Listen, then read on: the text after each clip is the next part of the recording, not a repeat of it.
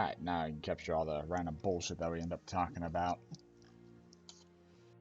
Now all we need is Hatter, and that'll be everybody here, basically. Everyone's leveled up, and it's gonna be a fun time.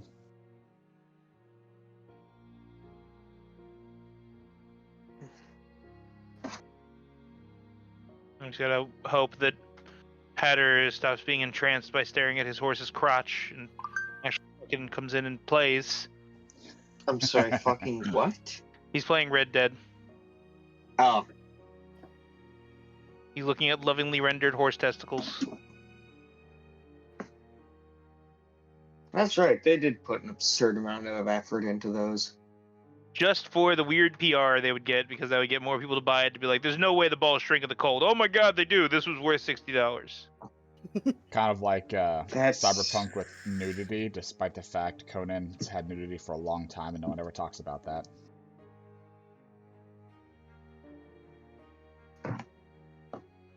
Cyberpunk was not a fantastic game. I was disappointed by that.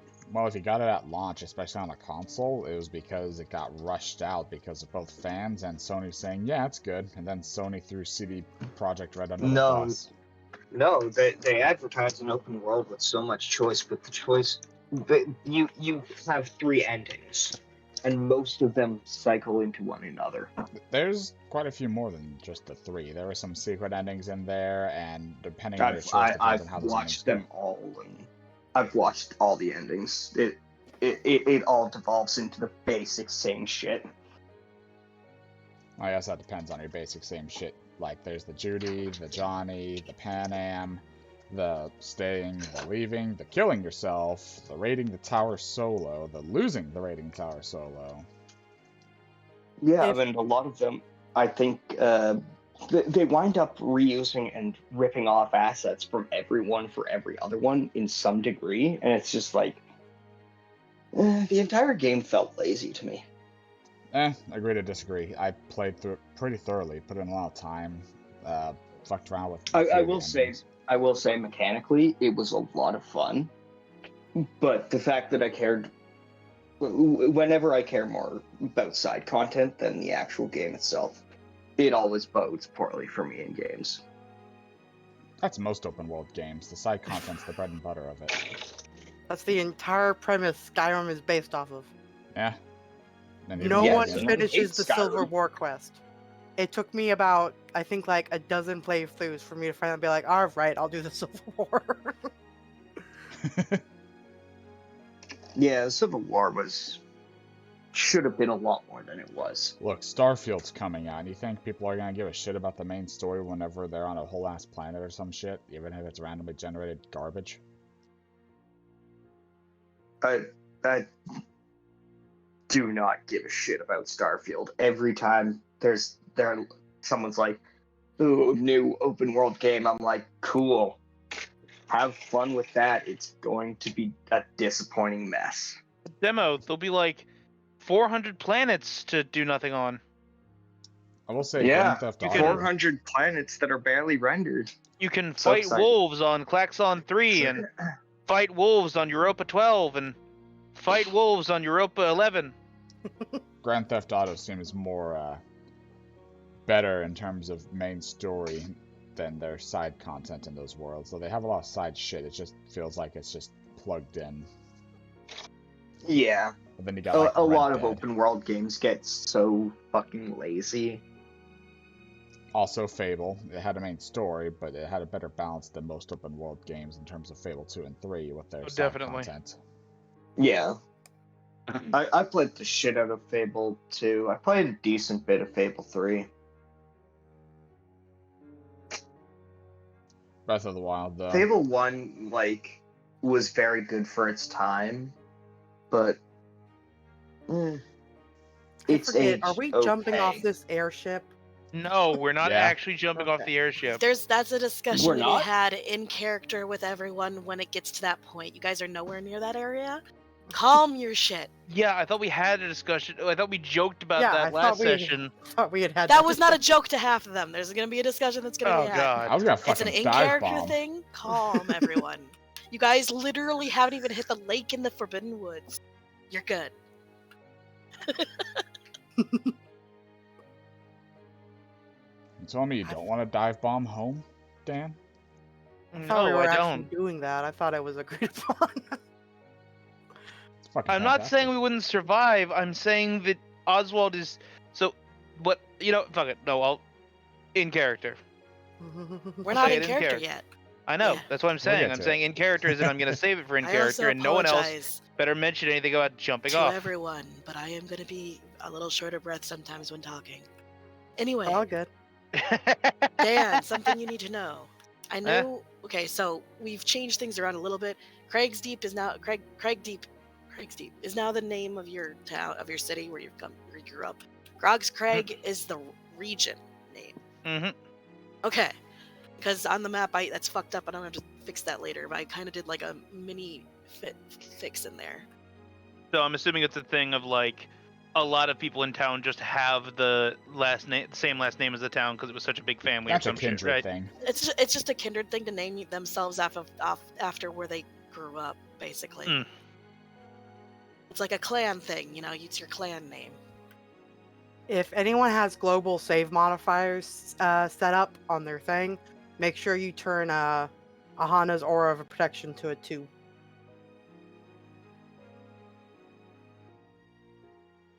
Well, now if you're within 10 feet of me, you get a +2 to your saving Oh throws. shit!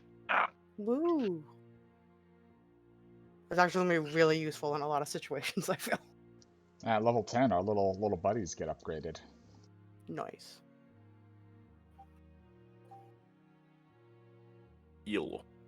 He's Hey, here. Adder. Did you make sure not to anger the machine spirits? They hate me so much. Did you recite the correct litanies? Oh no. Did you pour the blessed wine over the motherboard? There was a little bit of whiskey. No wonder your computer doesn't work. Your machine spirit's drunk half the time. I just straight up plugged in my headset and my PC went, nah, I'm gonna restart now. Is everyone settled and ready? I think so. For the moment, yeah. Yes. Awesome. Well, I mean, Aelin's not in the game yet. He's coming, he's coming, he's coming. Who wants to roll the dice today to see what fucking warm-up question we get? I'll roll it. Roll it! After that, I can do the recap. Roll the D100! That is not a rolling a D100. You messed the roll up. How dare you? You're fired. Just slaps a penny on the ground. 1. Try That's how again. tonight's gonna go.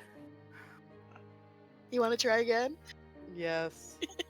No. I want to see for question number 1. She messed up the roll, though. It's not actually a 1. It's a 71. Yeah, I didn't actually roll it. A 1? 71? Aahana, let's start with you.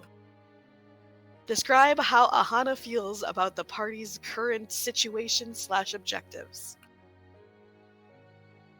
I feel like we're actually doing pretty good with the whole saving the world stuff. We're apparently ahead of schedule by a lot. I'm interested to see Oswald's home. And hopefully Wilk's plan to go talk to the wolf spirit for this spear will give us something. Spear? The shattered spear. Staff. It was a Staff, staff. sorry. Look, Sorry. she's got a lot of weapons. The spear. I mean this spear. I mean this staff. I mean this staff. Oswald. Describe how Oswald feels about the party's current situation / objective. Hold on. Well, I was, feeling a lot more panicky right after that dungeon, but now that I've had time to calm down, I think we're doing pretty well. I was definitely going to just jump off the airship and fly home if they didn't agree to go visit that after we touched bases in Razik, but we're going someplace where it seems to just be a simple mission of fight things and not deal with extraplanar entities hell-bent on devouring the world for once. So I'm glad on what we're doing. We're doing normal adventuring stuff now. Yay! Yay. Right? Yay. Right? I Yay. twitch. Right? Right. Aelin!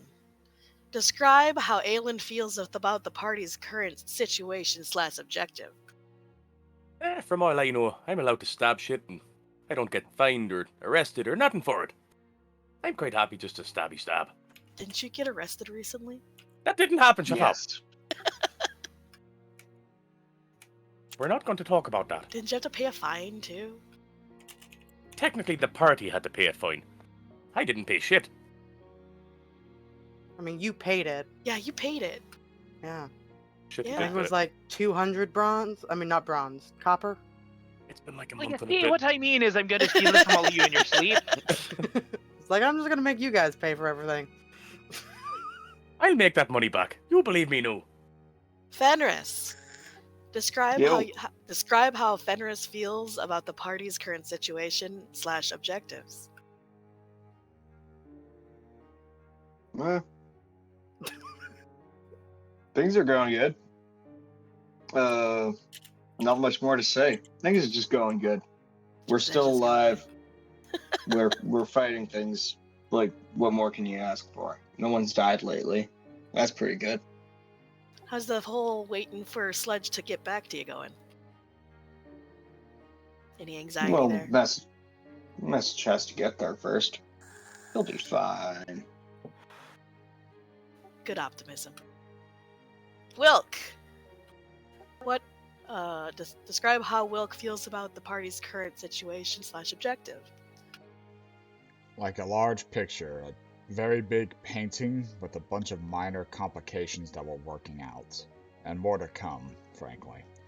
As a whole, I think we're doing well, but I'm going to use this time dealing with some smaller contracts we took to think about what we can use the Siangle for in terms of the help that they offered. Oh, so you're actually planning on taking Siengel's help. People want to help. If they're going to expect a lot of payment, that's one thing, but deals are another to a degree. I don't plan on making any pacts, but this is a big deal. I think we should take every precaution and chance that we can to succeed. Alright. I think I got everyone, didn't I? Yeah. Awesome. Why don't you take us away? Right. I will do the recap, putting us on the main map as well. So, welcome everybody to the Legends of Narthuza. Last time, in summary at least, our valiant team of Copperclaws finished off the treacherous maze by facing off Mayloon the Fairy Dragon before coming face to face with the crazed Aahana, who changed into a large, monstrous creature who used a mastery over moonbeams to both blind and devastate our heroes. While effective, our champions went as hard as they could into the fray, leaving no room for Aahana to breathe until the greed of the adventurers was used to manifest through the Moonsong itself. Forced to fight their very wills, only Oswald and Wilk were left uncharmed, and by a cruel change of fate, Wilk was the main target by both Aahana and Fenris. Oswald, helping free Aelin from his own madness, continued to focus Aahana, while Wilk, 60 feet up to avoid Fenris, narrowly avoided his own demise to Aahana and Aahana, as they threw all they had at him. A shot through his chest from Aelin, blinded and helped by Lila, are what finally ended the assault. As the Copperclaws escaped with their large amount of loot, they returned home to the natural world. With contracts made to protect the lesser villages, La Luna visited to plant several trees and herbs, Aahana and Wilk cooked up a plan to find a spirit of the wild and skilled artisan for the staff's reconstruction. And Fenris decided to torment us with the cursed knowledge that Sanse the Lost is also in our world. We return where we left off, though, on an airship heading toward the region known as Grog's Crags, ready to airdrop into Oswald's hometown. Let's hope no one drops Fenris.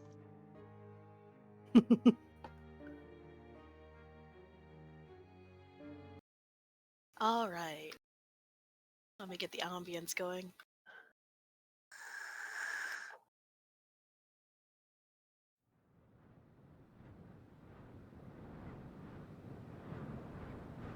Yeah, sounds about right.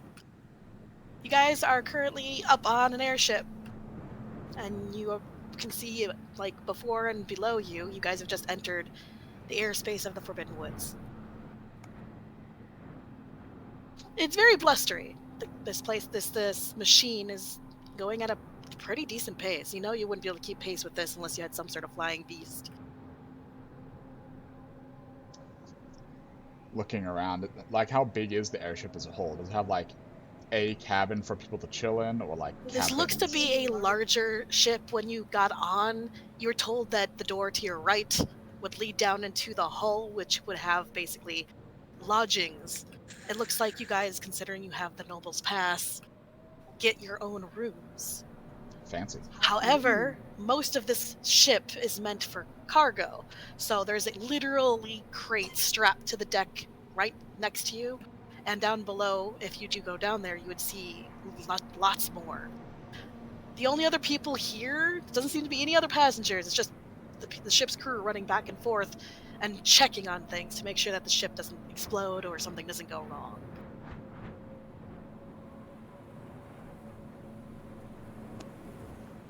It's a lot better than the time I rode a dwarven ship to the other continent.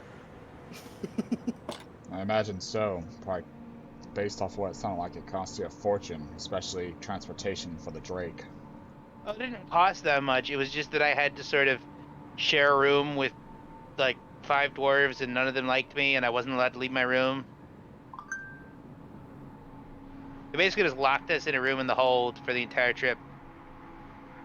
The dwarves weren't allowed to leave either? Nope. Huh. No one was allowed to get in anybody's way. Are you sure you weren't being That smuggled? sounds depressing. Well, we departed, and customs met us at the dock ramp, so I'm pretty sure we weren't being smuggled. But to be fair, there was probably going to be plenty of room for them if it wasn't for me. Gestures to tall-ass burb. Fair. It was a pretty nice one, though. Looking around, is it like a human crew, or...? It's a bit of a mix. You actually see about a third orc, a third human, and a third looks to be a mix of some unblessed elves and tieflings. Now, are they all just working all the time, or are some of them, like, you know, taking breathers and breaks and stuff? Or Up on the do they- deck, everyone's running around. Okay. I wonder if any of these orcs are from my area. No real way to tell. I'm gonna go up deck and take a look. It's not very often you get this high up above the You guys are woods. up on deck. Alright. If I already am, I'm gonna be, like, looking around, checking out, trying to stay out people's ways, but obvious rubbernecking. Well, everyone's basically able to move around you pretty easily.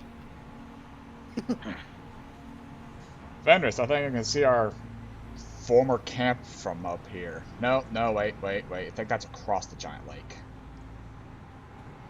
How do you I not mean, remember it that? kind of just all looks like trees from here. I think that was one of them. Oh, wait, look. Wait, how? We're really fucking high up, so I wouldn't be able to find anything. Never mind. I was gonna say, like, I recognize that stump. Hana's gonna prop her up herself next to one of the railings and she's just gonna watch everything. Like outside, she's watching the world pass by. Huh. She's never been in this area, so this is the most she's gotten to look at it. If we look closer, we might be able to see Aelin Thirl. We're in, like, the getting towards the thick of it, the tall trees. I feel like they would try to avoid that best they could. Yeah, probably considering they're at active war, they wouldn't go right over the main city of their main enemy. Well, this may not just be some simple human vessel. It seems to just be a cargo vessel. We're heading to an orc city, after all. It's just Well, then- trade. Are the humans at war with the Yeah, elves? Moroth is at war with the elves. I thought they were just really pissed. I thought it was more of a I mean- Cold War. Cease war. Yeah, I right guess now, it is a ceasefire. Cold War, but still, flying blatantly right over an enemy city wouldn't be good. No. I don't know. That I would be know. a great way to get taken out. Look, I'm basing all this off of like monster territorial things, and if you did that to a rival alpha in the area, you would just get your throat torn out. So, assuming that's what would happen. Not a Like flaying a lot's, giant middle finger over them. not a lot's allowed down there either way, so that's probably why we're so high Tilted. up. Why would a middle finger be offensive? Flips him the bird. Why Come is on, that Where did he get Kind that of bird? offensive. offensive? That's not offensive. What? It holds up middle finger. It's just a finger.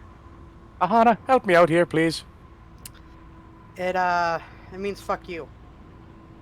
Oh, is that an off-world thing? I was joking that we don't have England, so we don't have the English taunt here. Human That's where it gesture. came from. Yep. When I thought it was flipping the V's. French. It was English. It's actually both. Yeah, it was- it's both, and it's both from the same battle. It It's a started mixture by of English longbowmen holding up their pointer and middle finger to show, hey, I still got it. Your spies didn't cut my finger off, so my weapon of absolute mass terror is still here. Let me fucking throw a sky porcupine at you now. And that devolved to the V, the middle finger, and a bunch of other things. But I feel like we can all assume the middle Oh, finger is fucking going to loud. exist here because we're all gonna throw it at one point or another. I porcupine. Looking around. Did this thing usually handle storms very well? I ask random crew member nearby. They don't even stop to like fucking help you. They're already working on shit. No one can give you the time of day right now. You hear someone from off to the side giving orders, but he's also like half inside like a machine. I Well, don't think it's smart to try and distract any of them. However, one of them is kind of like waving at you to get below deck. yeah, that sounds about like common sense. Get down, come on. Ah, but I'm enjoying the view. Just starts pushing Aelin downstairs. If it's anything like a cart being towed around, weight distribution matters in the air. Should I be worried? I mean, maybe if we crash, we're 2,000 dead. pounds. You guys head below deck.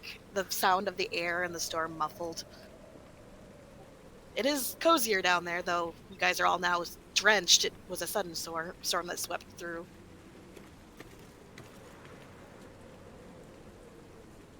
Drying myself off. Are there any... Well, we kind of have our own rooms, so we have a little bit of privacy. Well, you can see Yeah. that there's signs on the walls.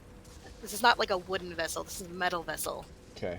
Off to the side, you see basically an arrow pointing, and it says mess hall, and then another arrow pointing basically to right next to you guys from the opposite side of the wall, where, like, you guys, you know how if, like, you go downstairs, and then there's like a fucking hallway ahead of you, but there's a hallway also directly to your right, and then on the wall of that hallway to your right, that across from you, so you can see it, is an arrow pointing towards your guys' left, where you see a bunch of rooms and with room numbers. None of you were given a room number, but there seems to be, it says basically lodgings. Would any of the rooms have been, like, occupied? You don't know. I'm saying this because definitely before any of us, Lufa would have been like, I don't like flying, no, and gone into a room. She was definitely just immediately below deck, so I guess we'll find out. What, she went downstairs? Lufa did Yeah, immediately, she doesn't like apparently. flying. Okay, what would she have been doing? I would have been Uh, loving to know this. Just sitting down wherever she could. She does not like... I realized, oh wait, we're flying. Lufa wouldn't like this. Okay, well, she's probably just sitting there, like, next to the sign waiting for you guys then. She's just sitting in the hallway there. Well, I guess we could go to the mess hall and see if someone could tell us if we have assigned rooms or not, at least. I mean, I'm I guess guessing that'd you be a good do, idea. But yeah, I'm agreeing. I just want to get something to eat anyway. So you guys head towards the mess hall? Yes. Mm-hmm. As you head towards the mess hall, you see that it's mostly empty, though the kitchen area, it's kind of like basic kitchen. There's a counter with an overhang kind of separating the kitchen from the mess hall, which is just a bunch of fucking tables bolted to the floor. There's like maybe one or two people right now eating something, but they're both muttering over what looks to be a bunch of papers that are sprawled out on the table next to them. The chef and whatever staff he has is deep in the kitchen, it looks at the moment.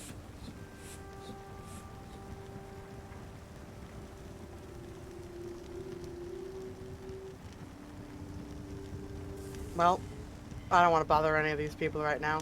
I guess I'm just gonna go knock on doors. So you just turn around immediately? Yeah. I'm gonna learn whenever they serve food. That way we can get a head start on it. Alright, so if we're splitting up, who's going with who? Aelin will stay in the mess hall. I'm gonna Is stay in the anyone mess going hall with too. Aahana? It's fine if Aahana's on her own. She's just gonna go That's knocking fine. on doors. We'll get to you then after I deal with the people staying in the mess hall. Alright, so what are you guys doing? You're just standing awkwardly in the entrance. Did we talk to them or points at Aelin people would have just muttering? walked straight in and just sat at the nearest table. Alright, Yeah. you sit at a table. No one pays you any mind. I'm gonna go up to the, where we get the food. Brain not Alright, so function. you walk up to the kitchen. Yes. The first thing you notice as you lean your head in is that right below you looks to be trays already laid out with food.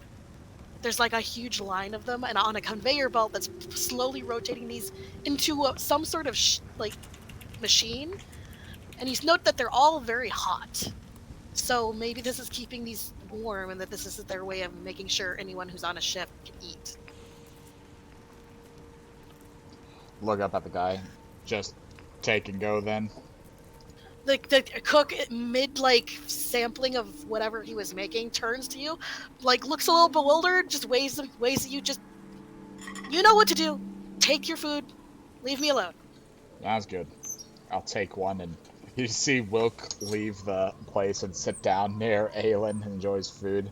I'm gonna look towards, you said the guy with a lot of papers strewn about? Are you sitting next to Aelin, or are you sitting next to them? Sitting next to Aelin, but I'm taking a look at the other person. There's two other people. They're sitting on at a table in the corner. They're across from each other, eating food, but the table is strewn with papers. They're both muttering quietly. Humans?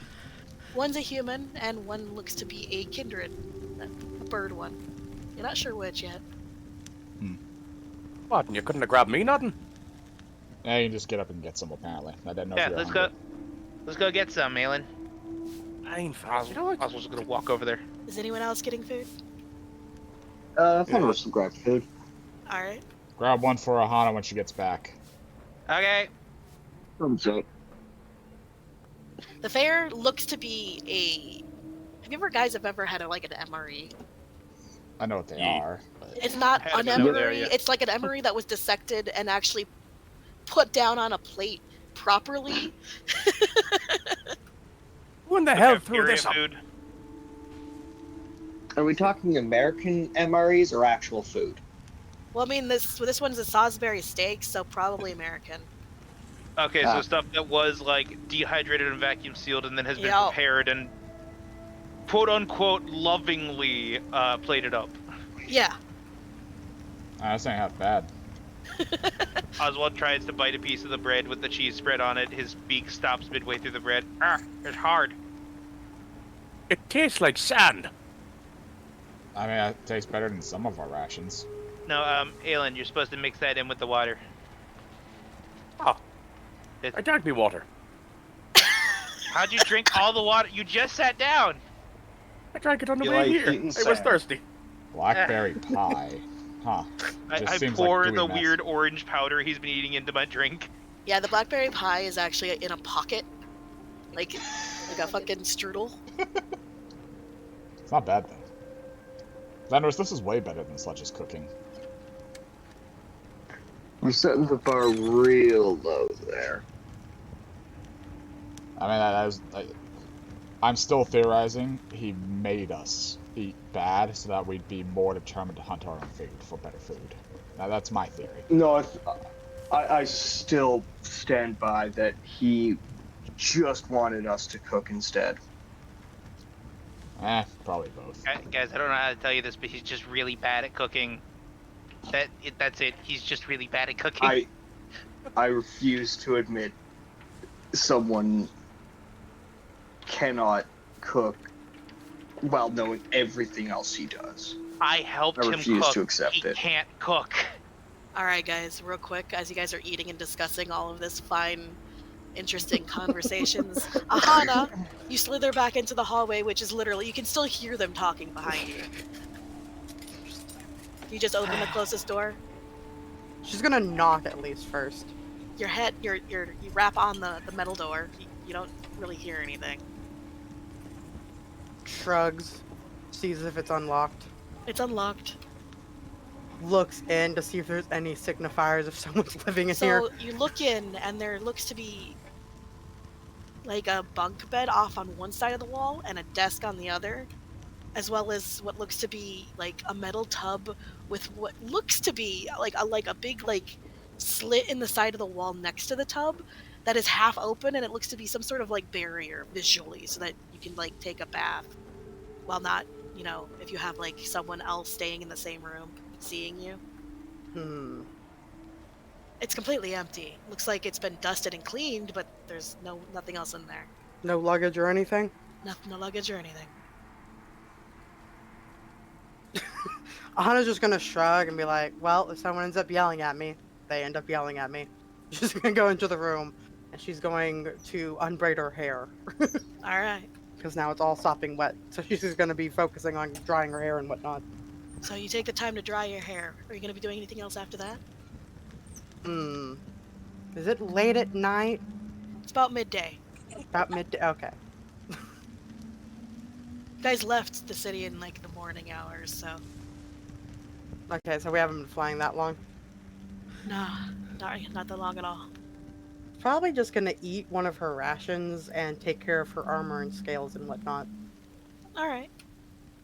That'll take a while, so we'll Knock head down back to the all other those. group. No. Knock Wait, down. You guys have attempted to eat your food for the evening. We'll return tray.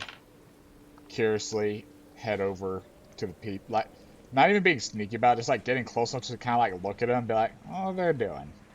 You look down and you see a map. A couple of maps, but one major map, which is the continent of Thyril. And it looks to be that they're plotting their course.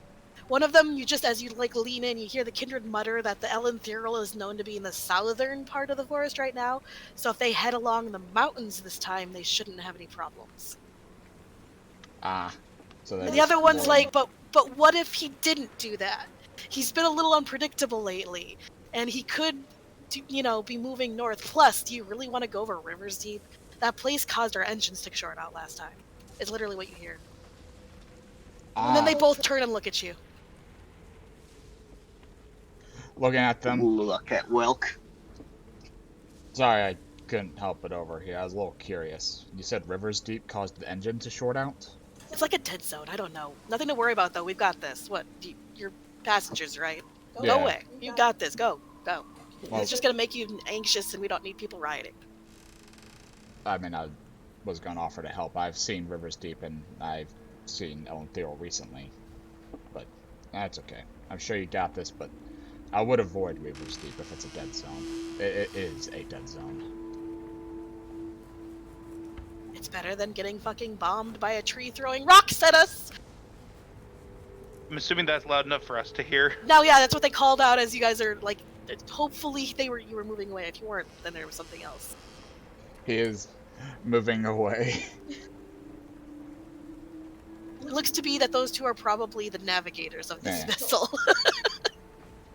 But Should to we- the others. Should we tell them we could probably just, like, say, hey, we're cool this time? I would like to offer such a thing, but we have no way to contact Aelin Thyril quickly, and it'd likely hit us before we got close enough, because this thing's traveling faster than we could fly. I can fly pretty fast, but it would tire me out. Not nearly as fast as this thing's going. Have you seen the way this is going? I'm more concerned as to why it's going to lose its power over the folly. Because it's an area of dead soul. It's probably the term Magitech does not exist, so it's probably a magic ship. Maybe. That's concerning. Well, if giant rocks start getting thrown at the ship, I guess we'll try our best to stop them. Yes, so. Not really too fond of the idea of plummeting. Thinking to himself after looking at the forest. Where are you talking, by the way? Several we're muttering to each other at our table. Okay, as you guys have been muttering about this, and Oswald said what he said about, doing something to help, an orc had walked in, and he just sort of like leans over, like, don't worry, buddy. The team of orcs up here are supposed to be the people that are protecting this area. And then he flexes, and he sits down at the table with the navigators. Aelin just snickers. Oh, hey, I had a question. Sorry. Eh? You're the first orc I've seen not doing anything. Are any of you from Kraigdeep? I am. Oh, hey, me too. Well, obviously. I mean, not every vulture kindred I've come across comes from there. Oh, I thought the way I was dressed would... Okay. Yep, hi, I'm Oswald. I'm from Kraigdeep. I'm the son of the head doctor there. Oh, you're Lana's kid! Yeah, Oswald. Holds out a hand. Yeah, he reaches out and shakes it. This man's grip is strong without even trying. Your Apparently mom last saved my Vulcan life couldn't. like twice when I was younger. Oh yeah, she does that.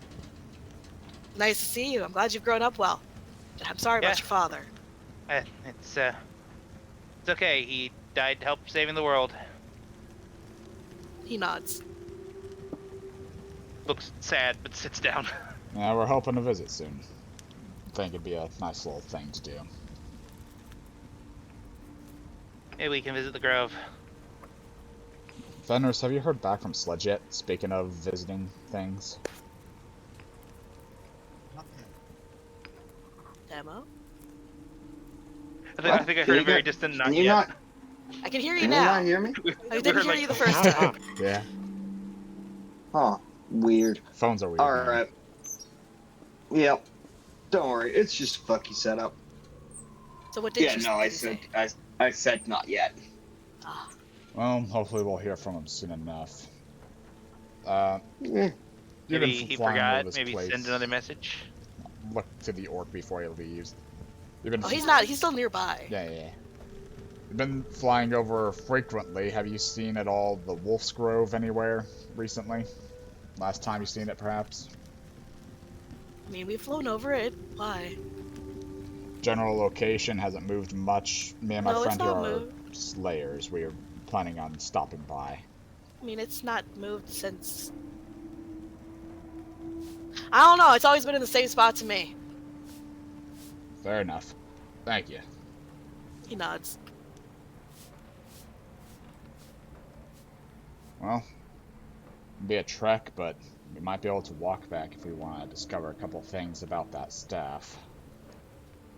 Maybe. Did Aahana get lost? She might have been trying to... She said she was knocking on doors.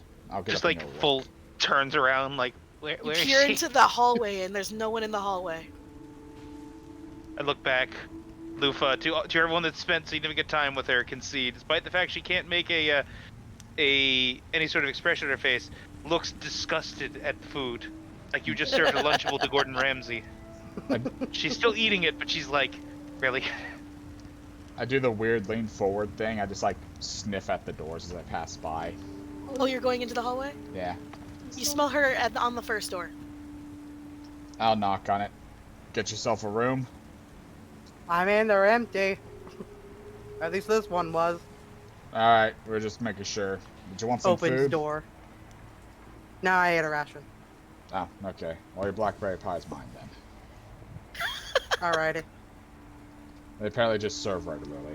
Navigators are doing their thing. I would keep a little bit of a head on a... What's the term?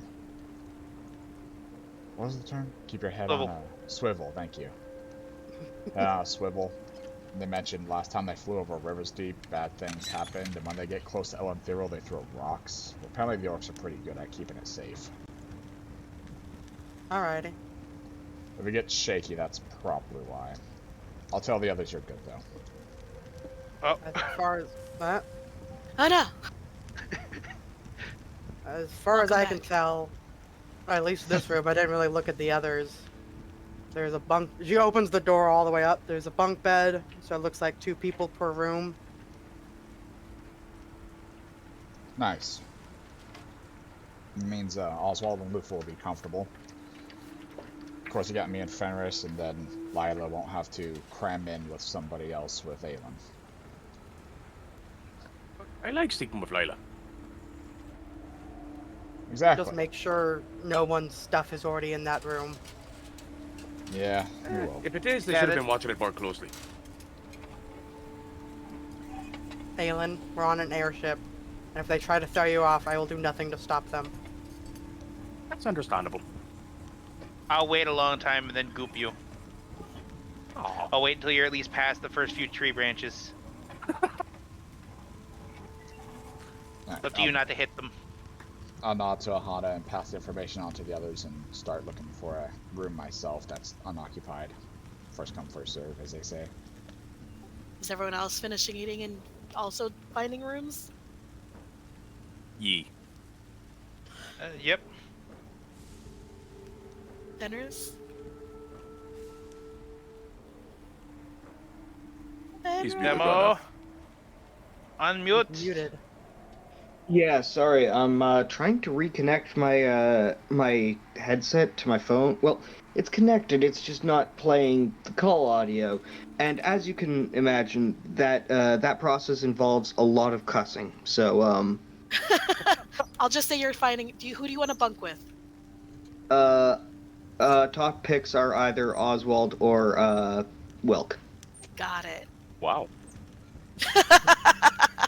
So you guys head back into the hallway, and I will just say, for the sake of brevity, all of the rooms are fucking empty. There's Okay. like 10 of them lined up in a row here. I guess me and Lupa will take a room. Aelin will just 10. scoot into the room with Lila. You can all just take rooms on one side then.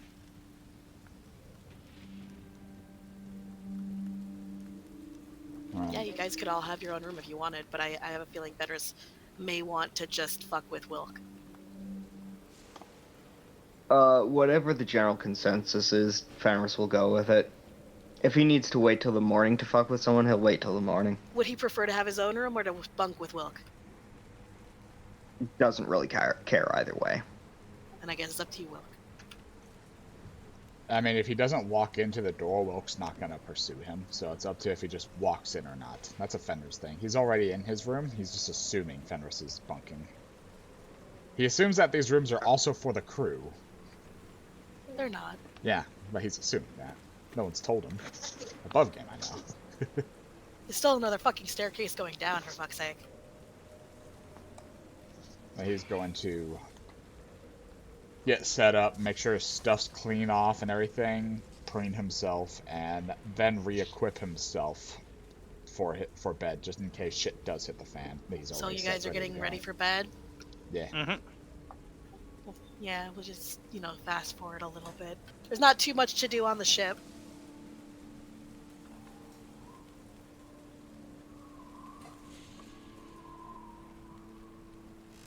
So everyone is going Yeah. to be going to bed. Does anyone get seasick? Let me flip a coin. I'm just curious if anyone knows if their character is You got weren't, I sea don't- legs or not. you weren't seasick before, Oswald, on your adventure, were you? Yeah, I guess. Well, this is air sick. That could be different. Well, you're also on Barometric airship pressure there. and stuff. Maybe I was on an airship. What? You rode an airship? No, I was on a sea ship. Ah. It would be very funny if Aahana was seasick. They sailed an actual ass sea ship. So yeah. Shay, call heads or tails. I don't tail. I don't know. I don't care, dude. It's you. Tails. I'm air sick. Okay. Good luck.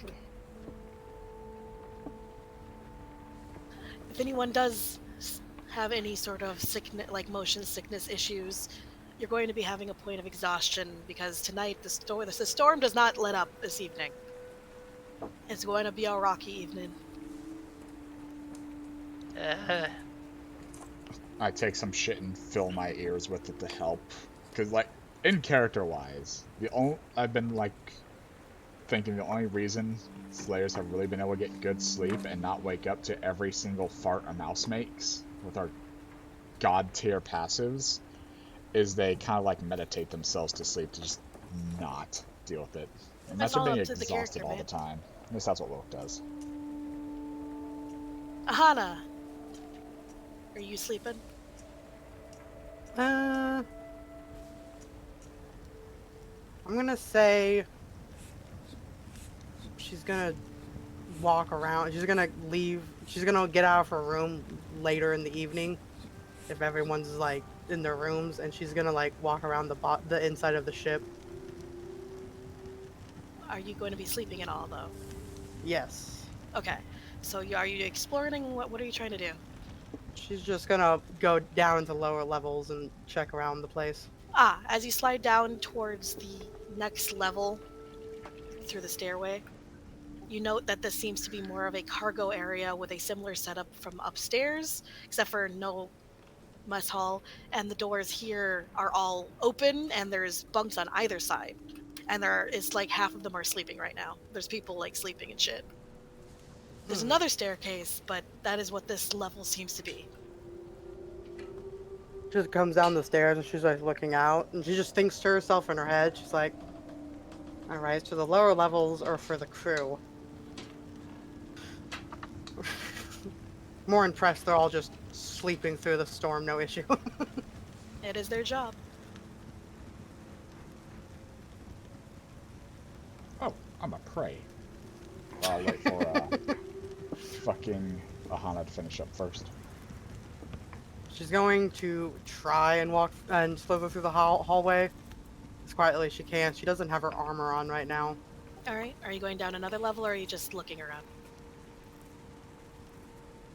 She's not gonna look into the people's rooms because that feels weird. She's gonna try and go down another level. As you go down another level, you are hit by an intense wave of heat, and the noise from down there is a little more cacophonous. As you peek down, you see that this is the engine. And there is literally like a little pack of gnomes and a couple of orcs running around dealing with machinery. One passes by you, double takes, looks at you, and points up the stairs. "You're not allowed down here!" Sorry, didn't know. She's gonna turn around and start going back up the stairs. All right. And from there? She's just gonna stand at the top of the stairs for a while. I guess I should go back to my room. Will you be heading to bed now? Yes. All right. Anyone else's preparations for bed? I'm guessing, Wilk, you said you had a thing? Yes, I'm gonna do something I learned from the dwarves. I'm going to pray to Sahara for a safe travel. Oh? I don't know, hopefully she'll tell like Aelin not to throw rocks at us. Roll religion. Hey, Sahara, can you tell Andariel not to throw rocks at an airship? Nice. You feel a sense of peace. Sweet. Anything else for you? No, that's it. Does anyone else have any preparations or things they wish to do before sleep? No real preparations. Oswald's just suffering and talking to Lufa now that he has telepathy. Working through some stuff with her. Uh-huh. Aelin, Fenris? Aelin will just throw Lila in bed, throw the blanket over her, and just sit beside her and just trance away. Mid-trance, you do get sucked into the bed under the covers, and she's snuggling. This makes him very happy. Fenris? Bedtime. Oh, sorry? Bedtime. So you're just gonna go to sleep? Yep. Did you try to bunk with Wilk, or did you get in your own room? Own room. Own room it is. I need everyone but Aahana to mute themselves. Oh.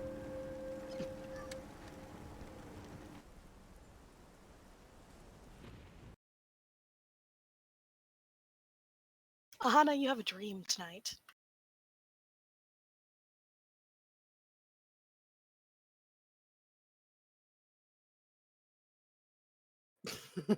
I'm trying to find the goddamn music. I apologize. No, it's fine.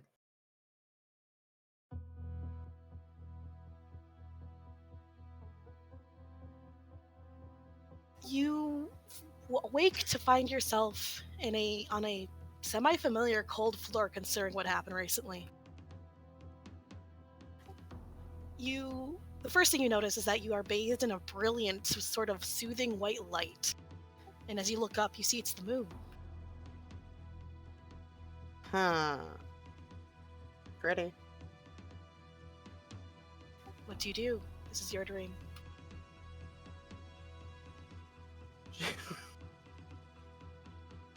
In her head, because she's someone used to being teleported to places, she doesn't think it's a dream, so she's going to be looking around to see like any signifiers of where she's at.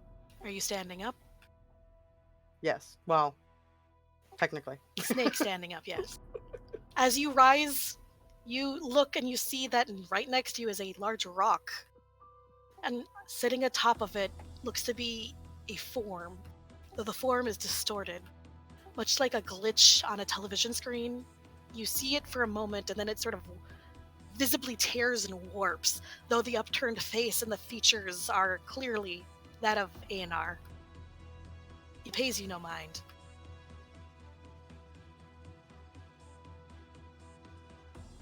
She's going to look around. Is there anything else in the room? No, but as you look down, you see her holding his staff in its hole. Ah. That's... She's gonna try and take a closer look at the staff to see if there's anything, like, she couldn't tell from the shattered remains, like, if there's anything it's made out of or whatnot. I mean, you can see for certain that the moon, that it was in two different pieces, was indeed made out of that unicorn horn that Oswald had. The same material, same texture. It's giving off a faint glow, though. She's like holding it in one hand and she's just slowly turning it and looking at it. She's gonna look back at Aahana. Aenar's looking at you, which is weird because his eyes are empty. There is no eyeball. And once again, you keep seeing him tear as if his frame is broken and distorted. He's reaching out for the staff. She's gonna try and see if he's saying anything. As you stare at him, you see his lips are moving ever so slightly whenever he's whole. You can't hear it, though. I can't hear whatever you're saying. And as you say that, you see his shoulders slump, his face drop, and you see streams of black pouring from the holes of where his eyes were. I'm gonna try and figure out how to fix the staff. Maybe... Can you write anything on the ground or something?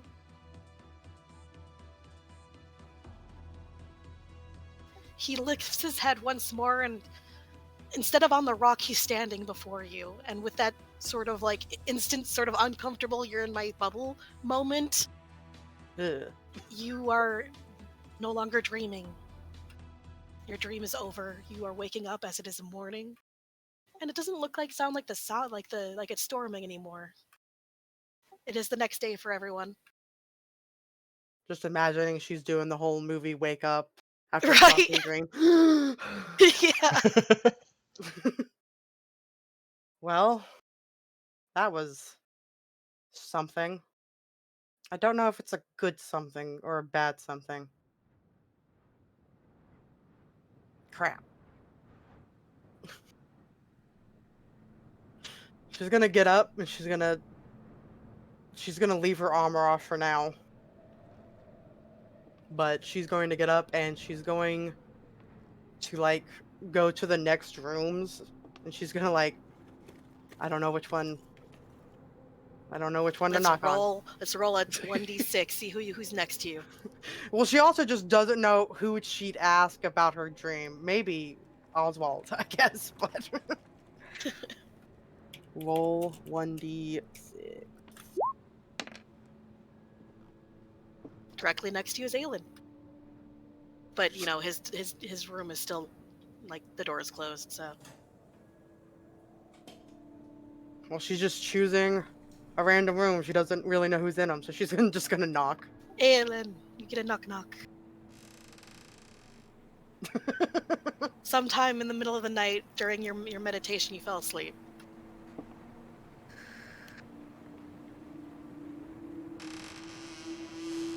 Uh-oh, is he You guys muted? can unmute.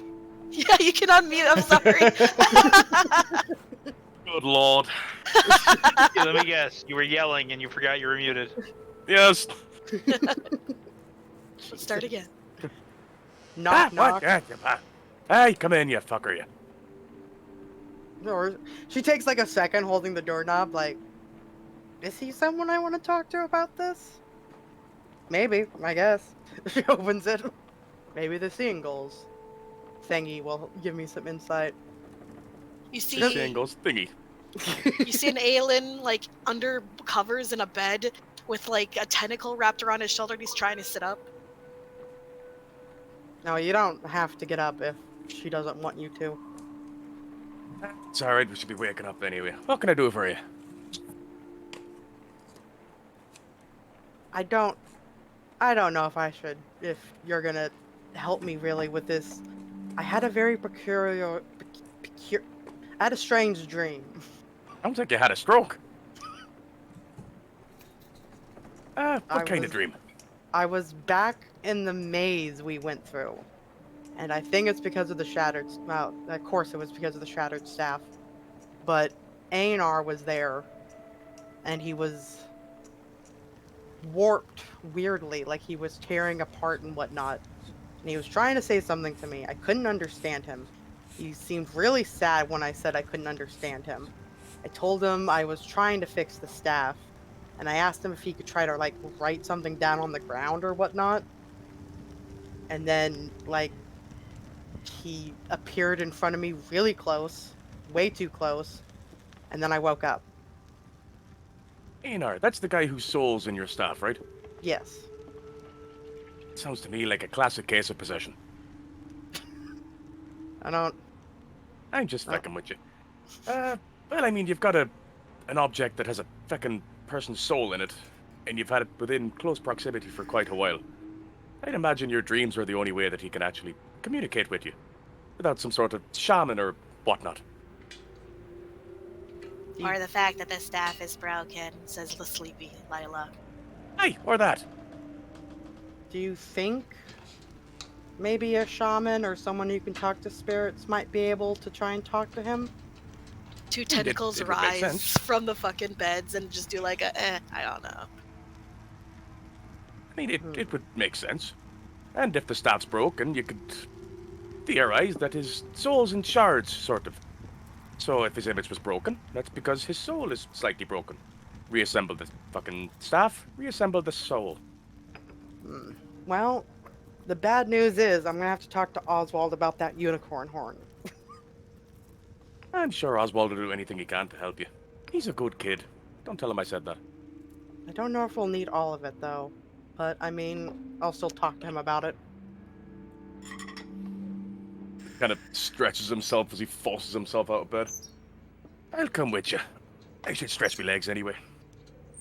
Yeah. The soft slapping of octopus flesh hitting the floor, the metal floor as she slurps out of bed. You can Come stay on, in for a you while kid. if you want. No. And I shall follow. She comes out into the hallway. Do you know which room is his bedroom? Actually no, I haven't got a feckin' clue. But I'm going to go with... Hops 2 doors up. This one. Starts rapping his knuckles against it. Just Wilk. imagine he was gonna throw it over. You're hearing a rapping. Takes shit out of my ears. Stirring. Gets up. Opens door. Ah, you're not Oswald. No, I'm not. You know which room he's in?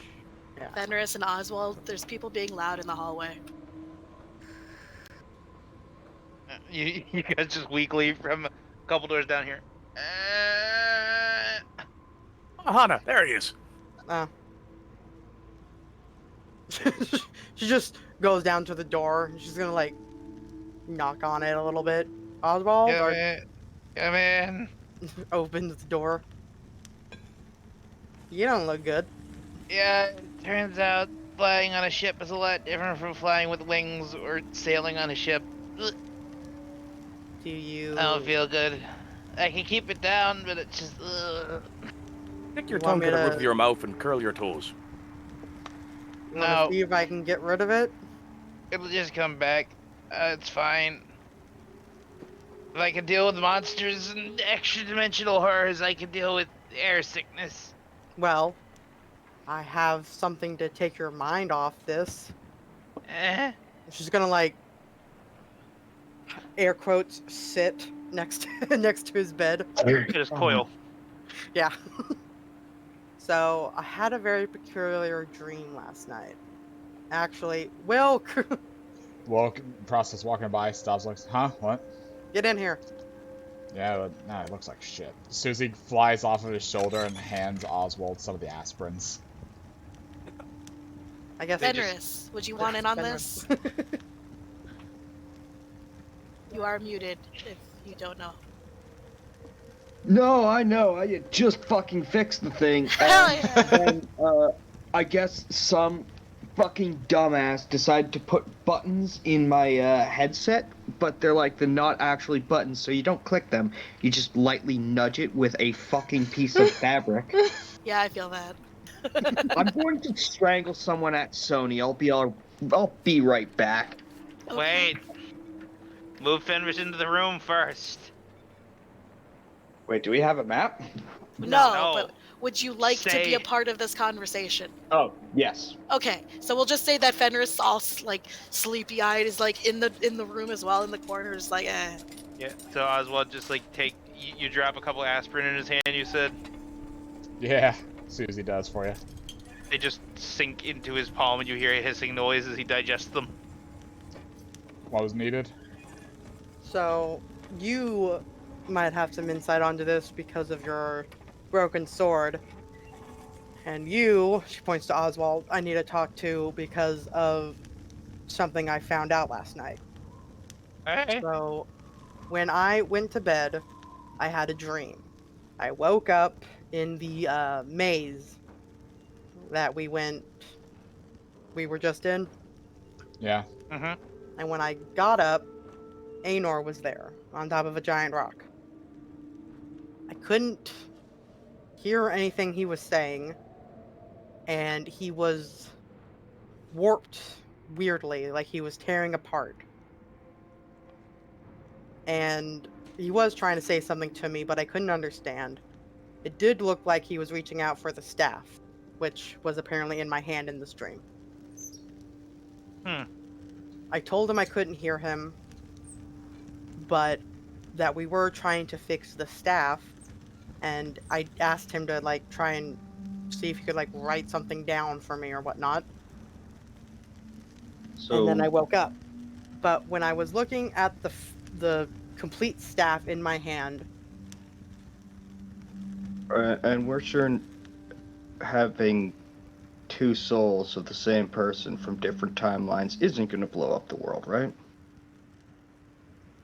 It shouldn't. I mean, 50-50. his soul is here. It's just shattered. Remember, So we don't talk about the time shenanigans. This is how Yeah. we end the fucking fun times. I mean, we talked about it before. That's a separate timeline, so it's just a different place that happens to be a lot like ours, so it's not connected. With mine, I didn't think to attune to it, because that sounded like a risk with a broken magical artifact that had a person in it. But I also could feel the presence inside, as well as the fact that Inky, the Void Salamander, was a part of it as well. And you saw how all that went. In terms of contacting it, it'd have to be a willing thing, but I'd be cautious.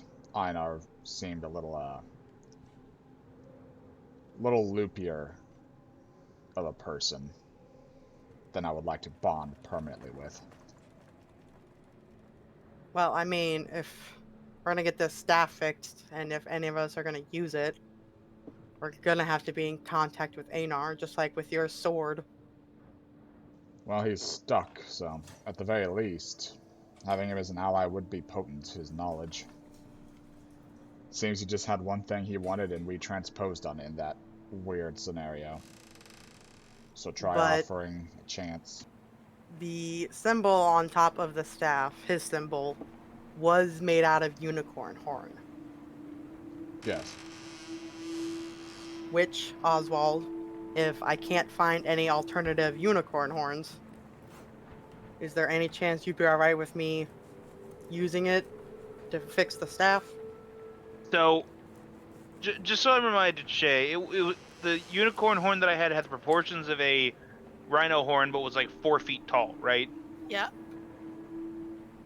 I look at her like, you remember how fucking big that thing was, right?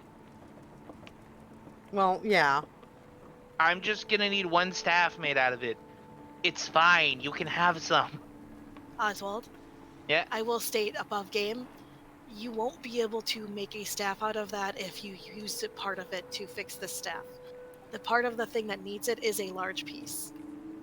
Oh. You can make other things, but I will say also above game, to make it a little bit easier on you, only paladins or clerics can use a staff made from a unicorn horn.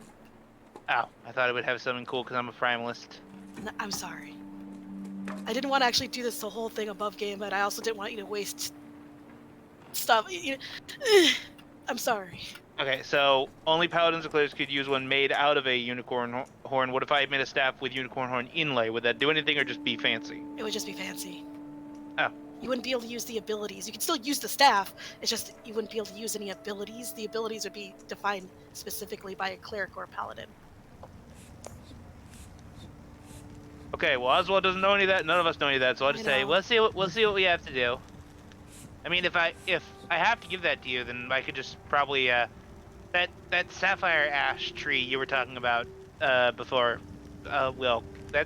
That's not a tree you've ever seen before, right?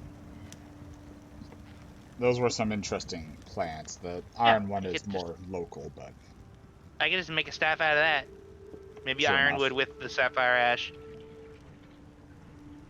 If we can find some way to magically activate the calming effect, it'd be really good for working with animals. Yeah, and I will try and see if I can find another unicorn horn, but Honestly, I just wanted to make a staff. I honestly just wanted to make a staff out of it because I had nothing else to do with giant horn. That is very fair. So if you want it, take it. No one else said they wanted it, so okay. I mean, we could also just enhance the equipment that we have, horn aside, in terms of the special woods we located. You could replace your staff with that, with the Primalist orb on top. Primalist orb? What are you talking about? Don't you have like a fancy item that you're gifted from the Primalist lady in Goldenbright?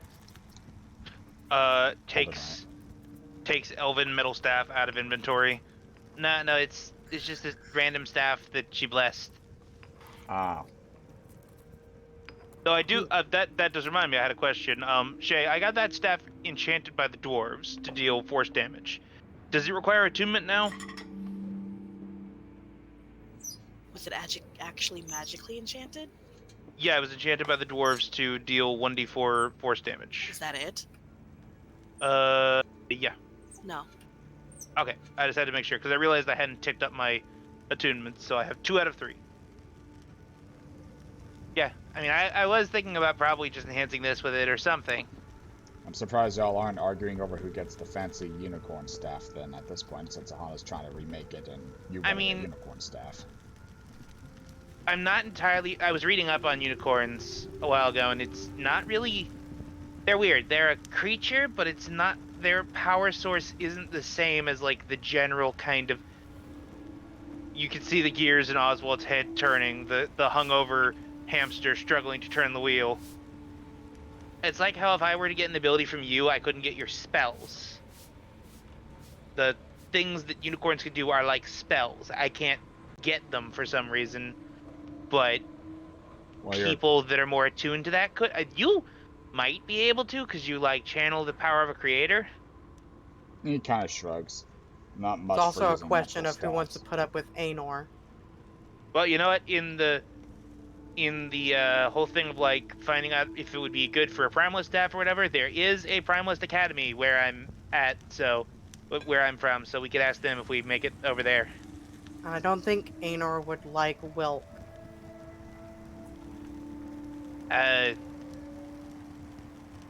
I don't know. I It seemed more mean- like a wizard staff, so I don't know if you would like me whacking things with it. It's literally used by a druidical leader of the elves, so maybe it won't like me because I'm more of a forward fighter and don't really care. No, too I much. mean, Aenar's spirit is in this staff. The Aenar you killed. Ah, I that's don't fair. think it would like you. It's probably a little pissed at me. I mean, I almost killed some of you. Are you guys still resentful of that? Not really, but that's Yeah, because but he's you're the one not a that caused random it. stranger who barged into my home and murdered me. Fair. After murdering all my friends. How about this? Let's get it fixed because, you know, we did kill him. We kind of owe him that. And then we can ask him if he wants to come with us or not. Well, maybe not that far. But I mean, mean, we if we just at fix least him and get he it turns out fixed. to be an asshole, we could just break the staff again and bury it somewhere. that depends on how easy it is to break the staff. This is a conversation for another time. Anyways. Yeah. I'll get We'll some see if we can find food, someone magic. and then I'm gonna go up top deck and see how bad the storm is. If we're planning on, well, jumping into Kraigdeep, we might want to have clear weather. Wait, what? What? We're not jumping into... No, What? What? He got out. Stop walking away from your computer. Dan. Or your headset died, I don't know. fucking headset only waits for when I'm actually talking to shut off. I said I was gonna jump off and go over there if you guys didn't agree to stop there after we checked in at Razik. Because if we spend time relaxing at my hometown and then it turns out that the thing in Razik was another Eldronga situation, we're gonna feel really stupid when a horde of things come over the horizon and kill us all. So we should go to Razik first, check in to see if it's a problem that needs to be dealt with now, and then if it's not, we can, you know, hire a cart or something to take us to Kraigdeep. A day ago, you were fetal position, cradled in a corner, saying you want to go home, and now you want to put it off again. Okay, but look at what we went through that day. I'm fine now. Your call. Yeah. A lot has happened in the last couple days, okay? I mean, I guess. Also, most of you didn't get your mind absolutely blasted with fear instincts by one of the Siengal. Lila's looking up at you. She doesn't look convinced. But It sounds like you should really spend some time at home, I'm just saying. okay, but let's not dive bomb off the side of the ship. I mean, that sounds kind of fun, honestly. If we see the town and everything is going well, we'll just head straight to your home. Sound fine? Okay, we need to figure out who's carrying who first instead of in the air. Looks to Fenris and Aelin. Well, I only got 2 people I need carrying. And Looks at Lufa like, how dare you? Lufa, you're very light. I'm sure that Oswald can just carry you just fine. Yeah, I'll carry Lufa. You carry Wilk, and she'll carry Fenris. Points at Aahana. I can get. Can we I guess. go on break for like a couple minutes while I restart my phone? Sure, And then do a brief, quick break. It's almost decide 6. if I need to reboot something with a hammer? Let's not use the hammer. Pinky, Do go it. for your walk. I'm not sure, because these stupid sentient rocks don't seem to think I can't kill them. I think I need to teach them that lesson, painfully. See, they got full of themselves after you filled them with lightning. They Yeah, shall lay that's the thine problem. eyes They upon have their too much God. lightning in them. I'm gonna go on my walk. Okay. Alright, I'm gonna restart my shit. Okay.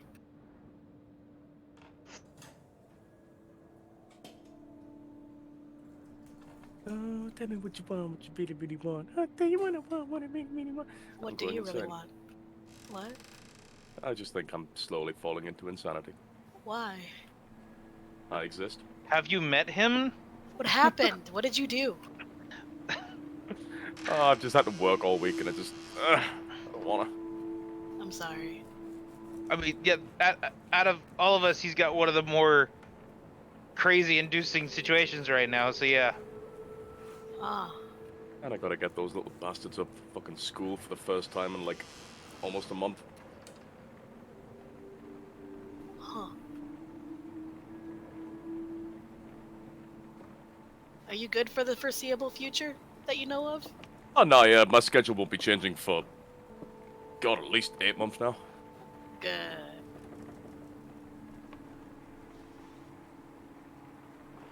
I always gotta ask, because sometimes I just worry. Oh, no, yeah, sometimes shit just gets fucked. Right?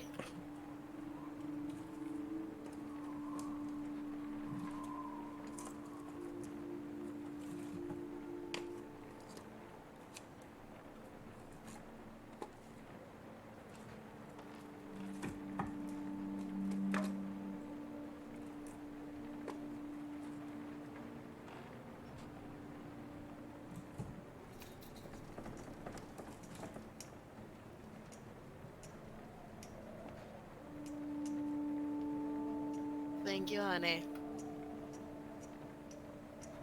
So how's the ambience this time? I worked hard on it. Good. Yay! The lightning, legit. Like that wasn't an in-character scream. That was just me screaming while in the character voice. It scared the shit out of me. I was like, ah! Good. I have like 5 different like lightning bolt sound effects for some reason. I never use them.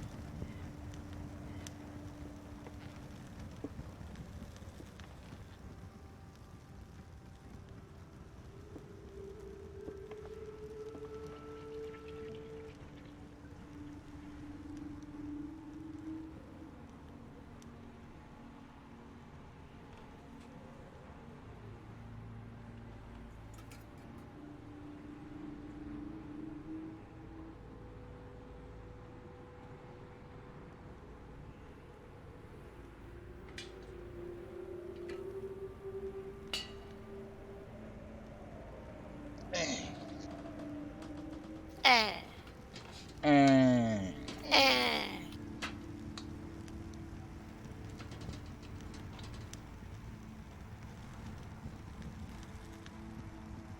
Yeah, so I had to have the fun challenge today of convincing a cranky, stubborn old Marine that he really should fucking stick to the diet plan we decided he should stick to. How'd that go? He decided apparently today that instead of breaking keto by eating, stuff with starches and carbs in, he was gonna take today to fast. That's not what you're supposed to do. Yeah, no.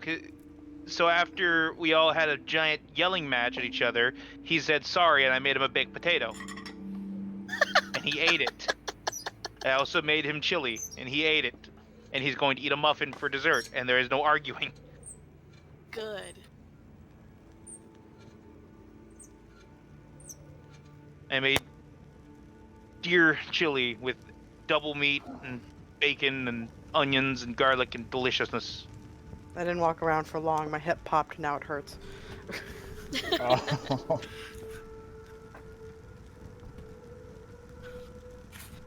I did get the rest of my Subway out of the fridge, though. Subway, it's not fresh. Did we tell you? Oh, well, we sent the picture. Yeah, he's in his harness and he's absolutely miserable. Yep. We found it it. was behind our fucking mattress we have leaning up against the bed. Or against the wall. Like he wormed back there to worm out of it is how it apparently goes. That is Ohio. Yeah. Yeah. Wait, where'd you find it? We have like an older mattress that's leaning up against our wall, Alright. and it was behind Hey. it. Hey. Anyone who says throwing things doesn't work can suck an egg. No throwing things. But Percussive maintenance. What did you throw? 2 things: headphones and phone. Only Jesus the Christ. culprits were thrown. Only the culprits were thrown. And it's okay. It was on carpet. Carpet soft-ish.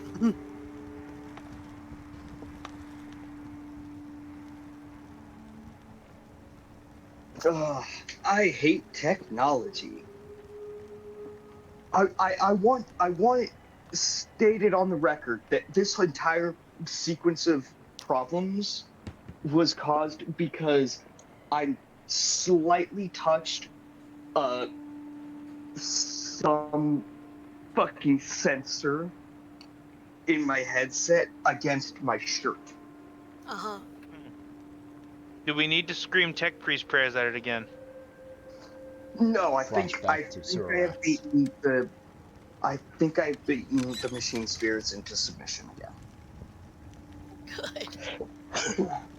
The next time we do that, you need, the second I break out the Latin ref, you need to just turn the mics back on. I hate so much hate.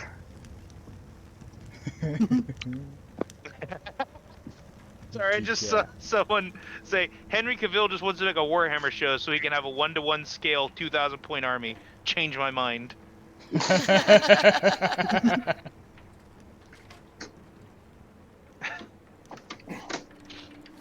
Alright, is everyone back and ready, I hope? Yep. I'm Yeah. ready. Awesome. What were we doing? Flying. We had just discussed that, yeah, we're probably going to base jump to my hometown. Ah, so you gave in. Nice. I'm gonna get some. Wilk's getting some food and going top deck to, you know, catch a glimpse of what's all up.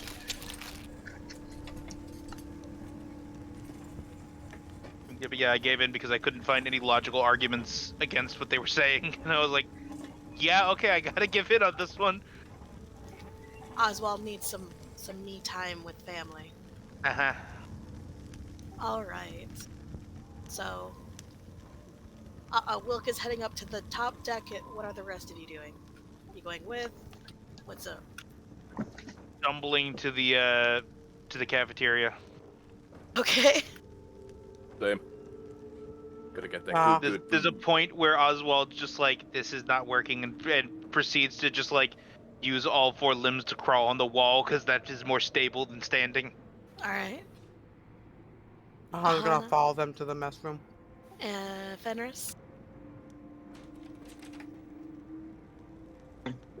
Fenris? I will also get food. Okay, so only Wilk is going to top deck. We will start with that, I suppose. You get to the top deck, and the floor, so this is a metal ship, right? But you can see that some of the crates are like wooden and a bit swollen from the water, though. There looks like there was tarp that was thrown over at the last minute and tried to tie down.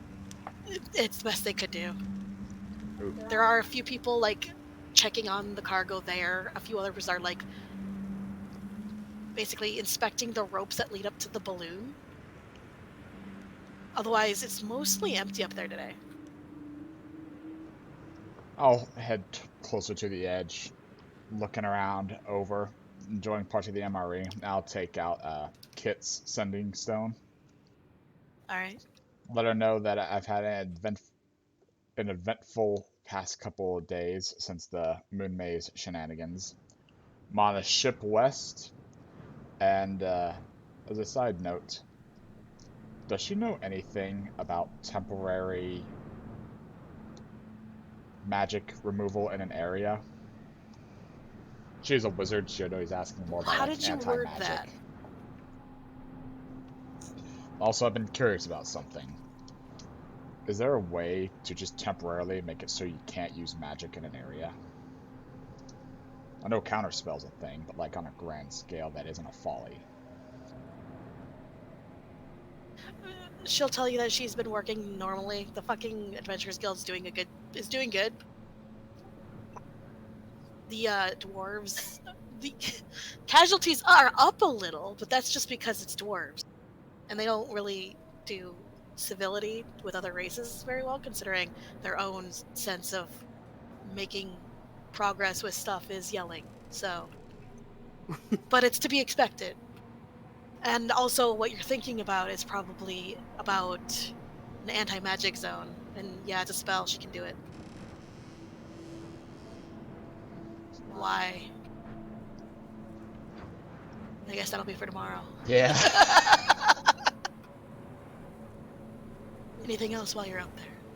Briefly shitting myself that my fucking girlfriend's a level 20 wizard. Making a joke. Looking around, he's trying to get a bead over where we're headed. Are they going to try for Rivers Deep? It looks like you're going to be skimming north of Rivers Deep. Not super close. Looks like they're planning on heading over the mountains. And if you look towards the south, you'll see why. Oh, Ethereal. You see that there are trees moving in the distance. Like far in the distance. I go over there, lift up part of the MRE, munch on it, and just watch the trees moving. It's a very slow walk, but you can see that they're just like, we're not chancing it, let's go over the mountains. Like they have, as you've seen on the map, because you have a world map, the folly would be sandwiching on the upside, so it's like they have to sandwich between two zones that are bad if they can't go through the forest itself. So it's a whole thing. They're probably going to be riding along in the mountains, which means it's going to be cold soon. I mean, it's already cold. It's fucking winter. But yeah. We're high up in the sky.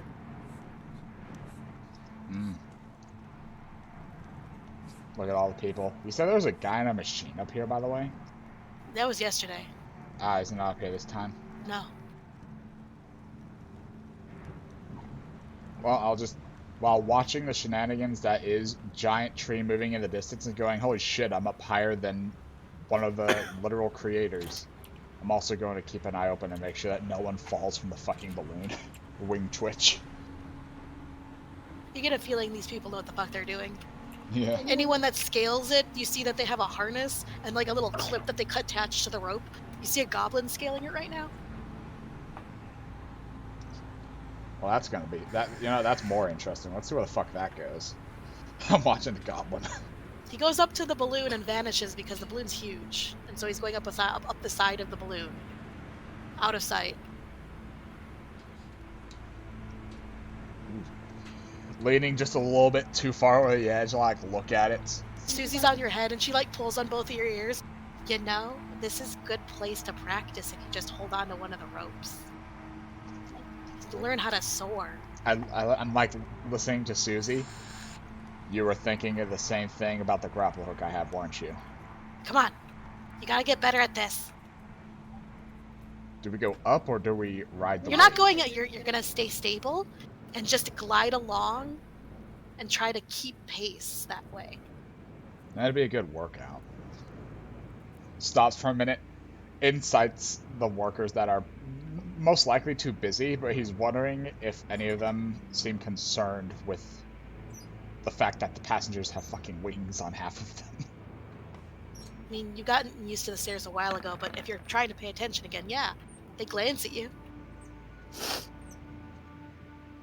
Although Susie's like Susie takes off from your head and is now like sort of doing the whole soar glide next to you. She's like, you ride the slipstream. Because honestly, you're already moving the same speed as the ship. You're just attached to it. Now you just gotta unattach and keep moving with it. All right, Grak's first law. Well, as a safety precaution, I unhook the rope from my light crossbow that has the grapple hook on it, and I'll tie it to my waist and keep it like steady on a part of the ship. And people will look at me, just see me just flop off the side. The best thing is to try not to go faster. You're already going way faster than you're ever gonna go. And I'll start to soar along Susie. Nice. She's gonna help you, but make me an athletics or acrobatics check. Your flying style is Well, with her acrobatics. help, 23. You're doing good.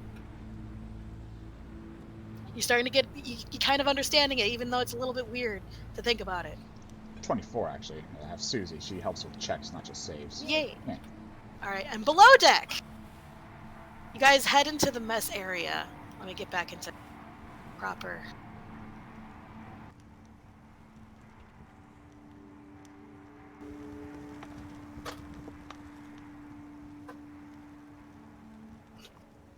In the mess hall area, since it is sort of early morning, there's a decent amount of people there.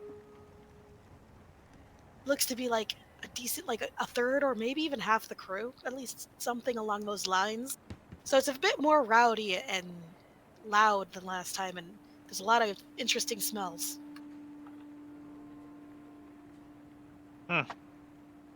Is it still the same food they were serving before? Nah, it's different. Today seems to be pizza day. Oh.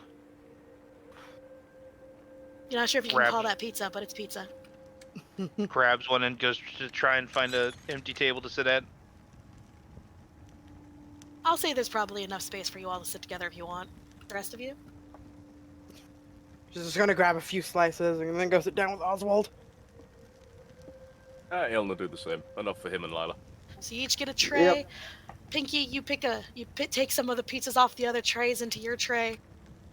So you get the pizza. You also get what looks to be a covered mug of hot cocoa. Ooh. And the dessert seems to be today some like form of like apple pie filling in a cup. Does it look like it's going to be very sweet? Yes. She's gonna grab a couple of them. If no one yells at her.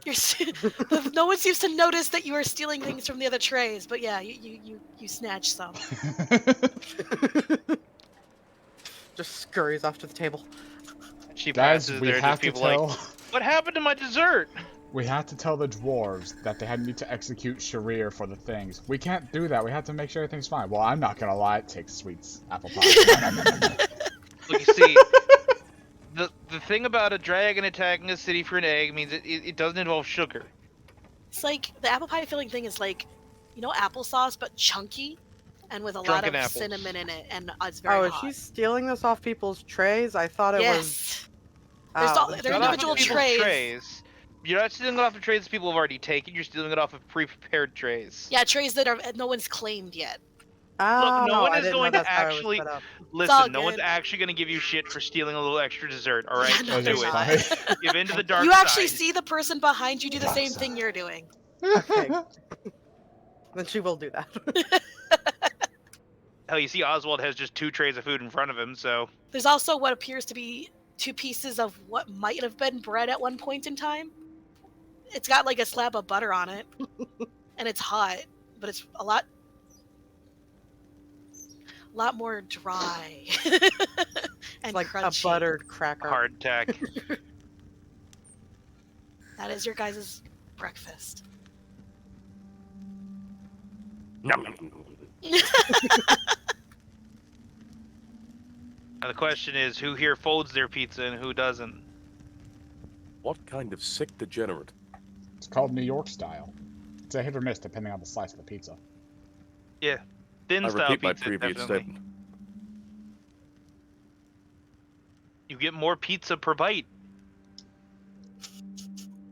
I like deep dish.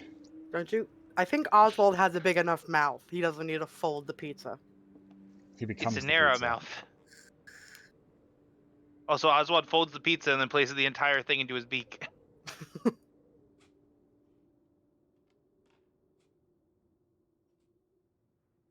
Aahana is going to be eating, and if the table isn't talking, she's going to be listening around to see what like the general consensus of like how the ship went through the storm and how everything's going.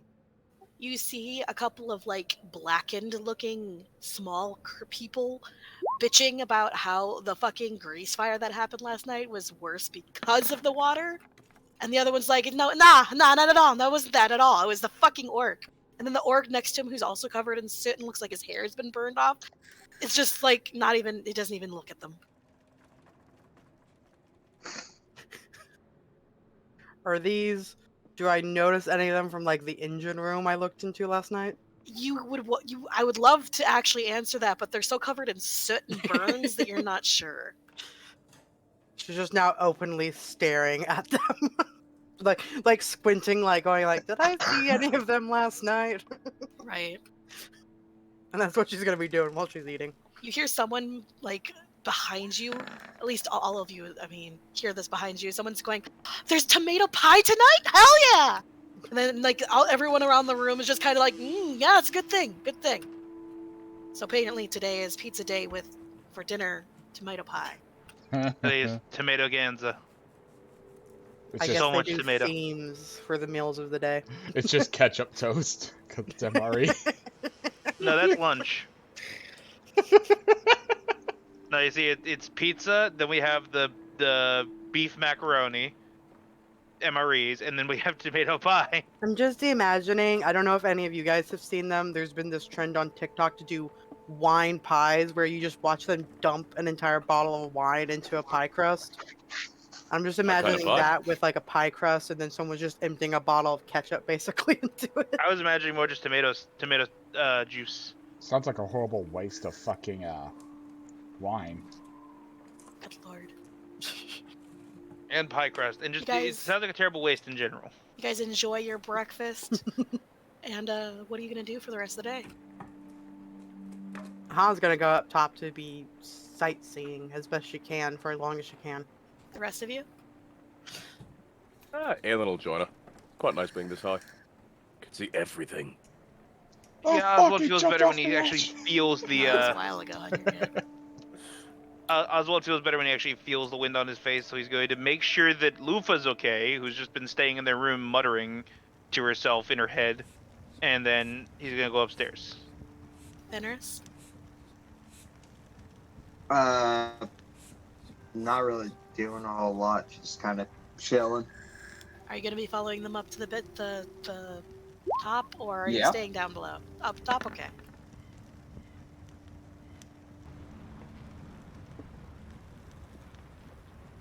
As you guys head up to the deck, you basically you're almost bowled over by a fucking goblin who's like in a harness that's like runs past you back down below. You can hear his stomach grumbling as he does so.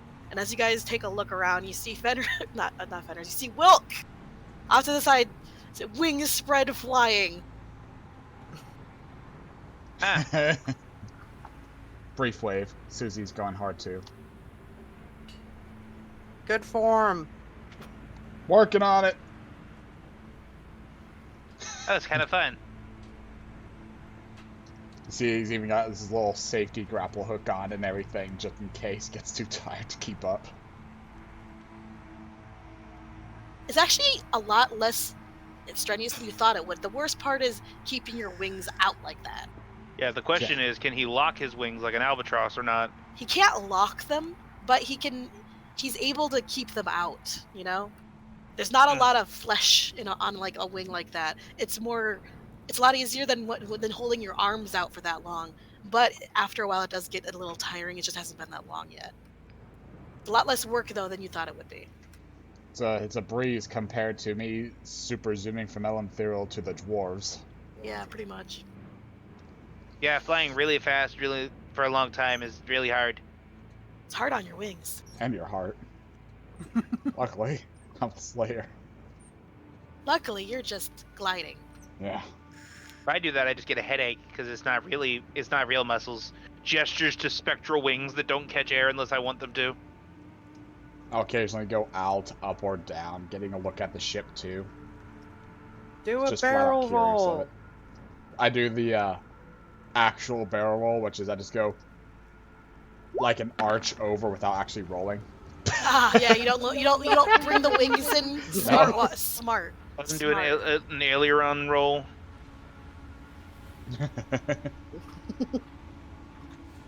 Well, he's not gonna spin anyway because of the fucking tether and the wind. The ship's actually really big. Yeah. Looking up, I'm gonna start shimming the rope up with me that's hooked onto the thing and start heading up towards the balloon. Curious to see how much damage actually got done in the storm. Oh, if you're looking up at the balloon, there's no damage. Oh yeah, but they were going. There's nothing that you to can see that was a damage. What? They were going up to investigate, so he was gonna go up there to see. They might have just been doing inspections from what you can tell. There's Yeah. don't see any difference aside from like the top of the balloon is definitely lighter in color than the bottom of the balloon, but that's probably because of the sun. Yeah, sun bleached. Work my way back down. Eventually I'll come in for a landing. As you guys start to note that you are entering mountain space, it goes from very chilly to, oh my god. With the wind blasting, it is very, very cold.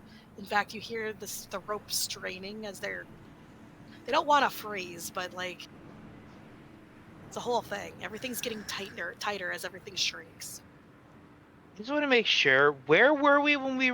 Is the red X, is that where Trier's village was? What's up? Yeah. Why, what's up? Okay, so we're probably not in the area where we saw the giant white dragon. No. Okay, good. Hell, that wasn't even us, like, dealing with the dragon in its lair. As far as I'm concerned, that was the dragon visiting its summer home. Yeah. From way up Don't you above mean there. winter home? There was also that ancient dragon we stumbled across on our way to Rex's city. That's what they're That's the talking one. about. Yeah, that's the one. I just assume that dragons, from what I know, are slightly territorial, so they would just have an area they would patrol in. You know, when we make our drop later, biggest thing is make sure no major weather's going on, and for those of us especially not flying, You know what else get we your should do? blanket on. You know what else we should do? What? We should inform the crew that we're going to do that before we do it. That's a good idea. I mean, yeah. That way they don't panic and try to land thinking that their noble passenger just committed suicide. Points to fucking Aelin. Might be a thing, yeah. Do you think they're... look up, is there like a captain's cabin above with a main door down? Up? Yeah. So you guys haven't been upstairs in this area, but it is shaped kind of like one of those boats with the open bow where you guys are in the front of the ship. Yeah, yeah. And in the back, and then there's the stairway down, but then, yes, there's like a whole thing back there. You're not sure how you get to it, but there is windows and stuff. We just grab a crewmate and ask for their manager. They're usually pretty busy here, though, but... Hey, where's the captain? What? How do I get to the captain's chambers? You don't get to the captain's chambers. Well, I wanted to let him know so no one panics that we're going to be making a drop off of the vessel. Why would you do that? We can fly. Just not as fast as the ship. We're going over his home and he wants to visit, so... This human is eyeing you all with this look of like incredulity, just like, That's why we wanted to talk to the captain so we could let him know not to panic. I don't know if you're allowed to just leap off the ship, sir. Have we already mean, paid for our why passage? Is someone going to, like, jump off after us if we do? No, but I mean, it sounds a little crazy. So again, that's why we need to talk to the captain. No, you don't get to talk to the captain. Okay. Yeah, he wouldn't want to let crazy people talk to the captain. Okay, then Just slow nodding. can you just... Can you inform him that the passengers on the ship would like to have a quick word with him if he has free time? And then he can decide to talk to us or not? So I see that some of you's got those wings, right? Yeah. Yes. Have you ever decelerated very quickly? Yeah. I don't know if nice folk like you know much about the aerodynamics. Not much. I don't suggest leaping off the ship, but I mean, none of us are going to be able to stop you. Yeah, I figured if we just jumped off and tried to spread our wings to stop the fall, at least they'd break their... What happened to mine? I guess mine would also break? I was assuming we would try and glide down, but yeah, like... I guess that is a good point. We are going a lot faster than we can fly, so we probably shouldn't jump off. You don't head directly down. You would slowly descend in circles. Pretty much. He just starts rubbing his chin. You know, you should talk to one of the engineers down in the belly. They could probably tell you a better place to start the glide, but I definitely don't suggest going straight into a fall. Yeah, the fall would be the bad idea, and they've traveled this path several times. They might have a better place where the wind's not as strong from the sea current, too. Just make sure you're not causing no ruckus. If they're busy, don't talk to them. You should probably be the one to talk to them, because you're the one that knows the most about flying, because he's new to his and mine aren't real. He just shakes his head like, I don't know nothing. I'm just a worker. I was talking to Aahana. Oh, he's walking inside now. But yeah, you should. I'm wearing mine, and he like gestures to his cold-resistant fire silk, because I knew we'd be up in the air. So I'll be good, but we might want to have some of those fire silk blankets on those of us as well.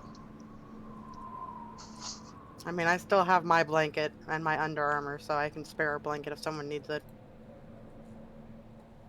I don't really know how I'm going to fall safely. Aahana's got you. I've got Aelin. If Susie can carry you out to a date that I had planned, I think she can handle you down. We were inspired. Yeah, I guess you would have to carry, I can carry Lila. That's who I was trying to say, I'm sorry.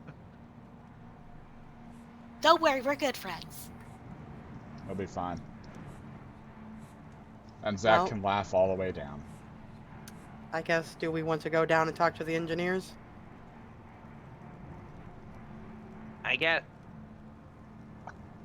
Why are we even bothered? Just feckin' jump. We know what we're doing. Because we don't want to die. It's called being polite, and I also don't want to get banned from the air vessels. Fine, whatever. You know, he's not wrong. Deceleration suddenly would probably break your wings. So a longer glide down would probably be the best bet, but that would be without a lifeline, so let's pray nothing goes wrong.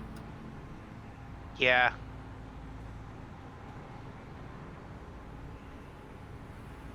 So what are you guys doing?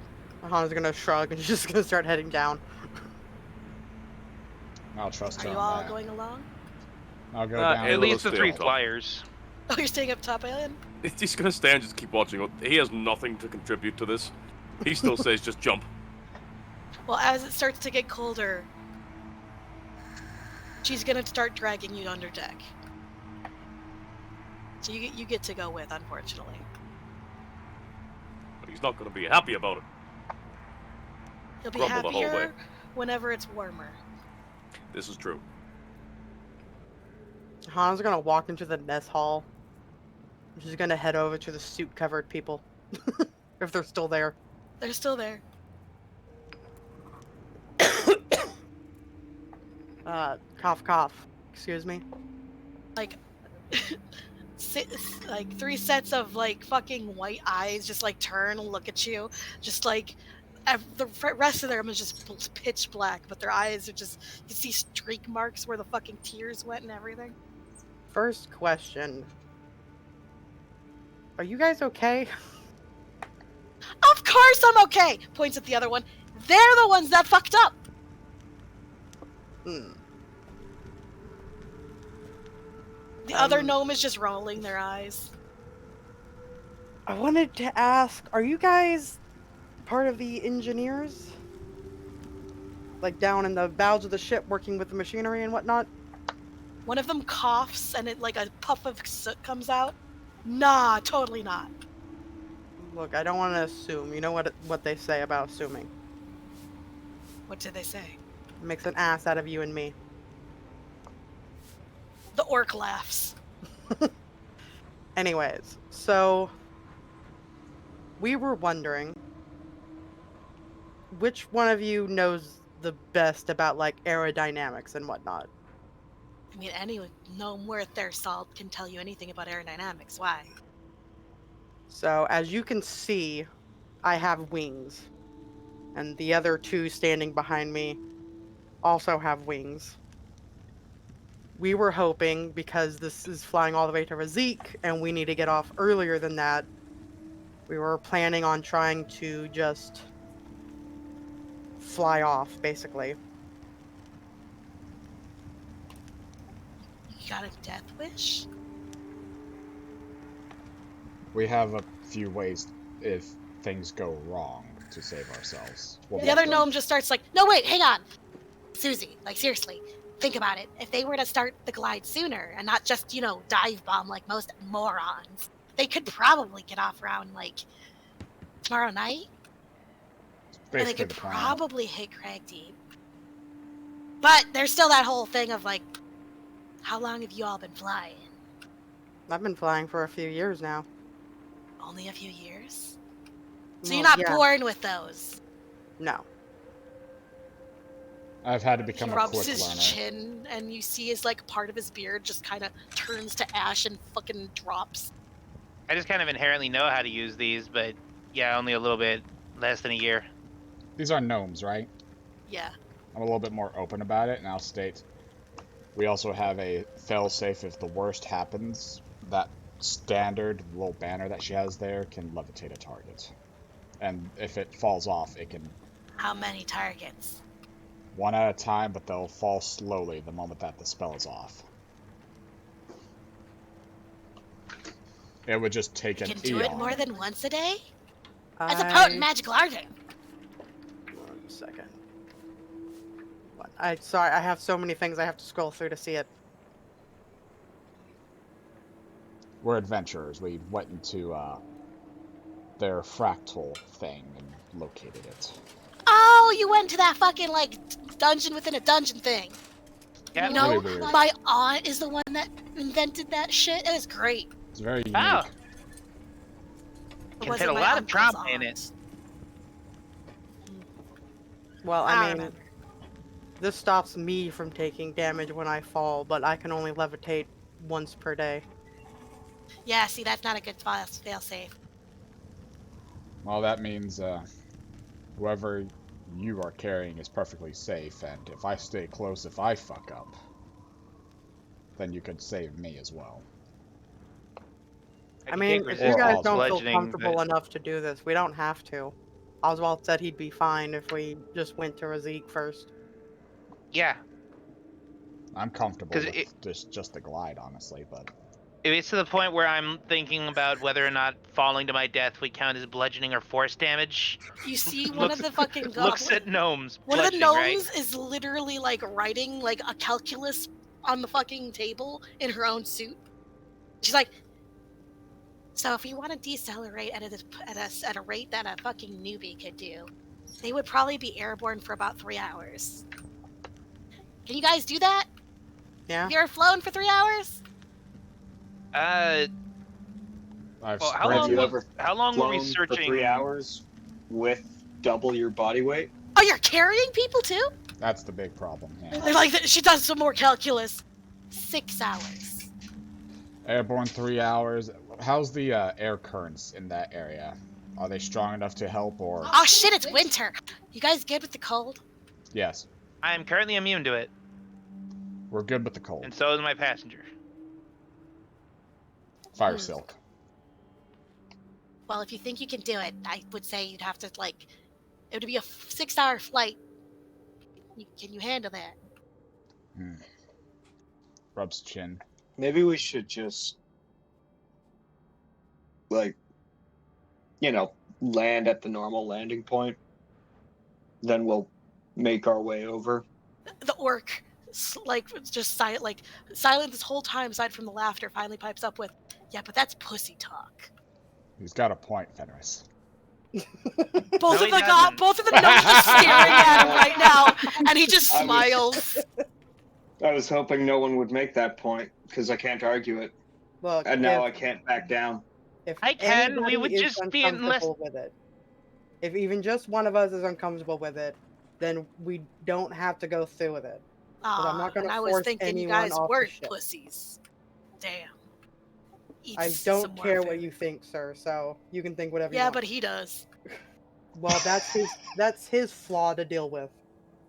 Fenris is not a good example. I think the little one also gets affected by it. He's pointing at Aelin.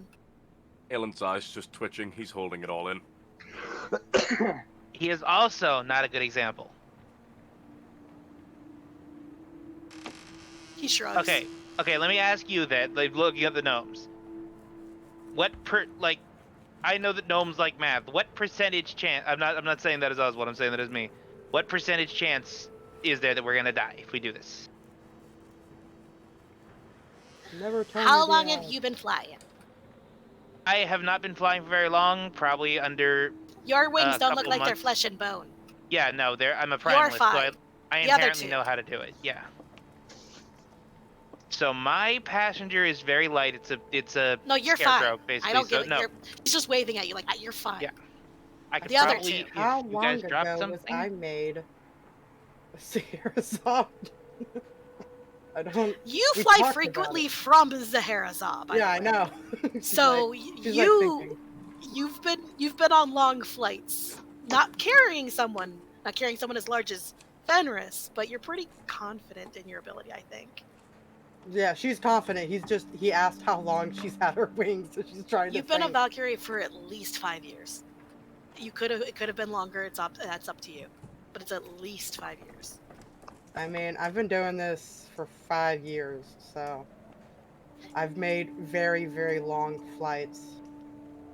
If you know anything about Scheherazades, So since you'll be carrying a large, who are you carrying? the biggest one. Raise Oh. hand. And that tail. I would say you probably got like a 2% chance of failure. yeah. The worst You know what? thing, Those are I've- pretty good odds. What about you, Red Boy? I'll be carrying Aelin. Mind you, I've carried him straight down. My two biggest challenges is a 5-minute holding Fenris going How straight long? down, and a How long have you been flying, son? Like 2 months. 6 months. And Ooh. my biggest challenge was a 40-minute full speed flight, no stop. As you guys, they've already turned away from you while you're explaining that, and they're both scribbling, and then one of them reaches over and smudges the other's like, no, this way! And then they both look up at you. 15% chance of failure. I might give you Not bad Wind odds. Song for this, Wilk. Wind Song, is that the name of the banner? Yes. You just have to make sure it's flying freely. You for guys it got a to- map? Yeah. Yeah. Yeah. They pat the table that's just filthy at this point. And we're supposed to slap down this map. So they both lean over, and then they fucking mark. So it's not tomorrow evening, tomorrow midday, because of the change of time. You'll be around here, right? Right there. You're gonna wanna start your glide from there. I would say around 2 Okay. p.m. tomorrow if we don't make any changes to our heading. I did get a good practice in with those 3 hours while y'all were eating, so. that's However, I think we're heading further north, so scratch that. The other one just like smudges it out. And then she puts down her own stamp. fine. Do you have to use ink? We're gonna be higher in the mountains, so you'd probably be up there. Sorry. Do you have to use ink? What are you talking about? Sticks finger back in mouth, brings out sooty saliva, draws it Shut the fuck up. So you're gonna be pretty high in the mountains. I would say keep your angle pretty high. It's gonna be better if you stay evened out and then slowly circle down once you see your destination. Because by then you'll have slowed down naturally. Do not angle down and attempt to slow down faster. You probably won't handle it very well. Yes, Especially it's gonna you, be Red a Boy. Very slow glide down. I'm more of a dexterous flyer, so I'm not going to make the strength check on that one. You all seem to have adapted well to the high altitude air-wise, so I don't have to worry about that. I'm guessing you've not told the captain. Yeah, they won't Well, let we us. try to, but they won't let us. Grog, go tell the captain! Guy just like rolls his eyes, gets up, and walks out. Yeah, the first guy we asked said no one gets to talk to the captain. That's because you don't. Okay. Anyways, Well, we anything also else we asked can help him you to with? tell the captain, and he just straight up refused to. So. Well, he's probably a lower ranking official.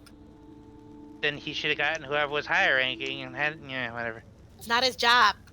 Fair. Anyway, is there anything else? Or can I finish eating my soot-covered shit? Is it actually shit?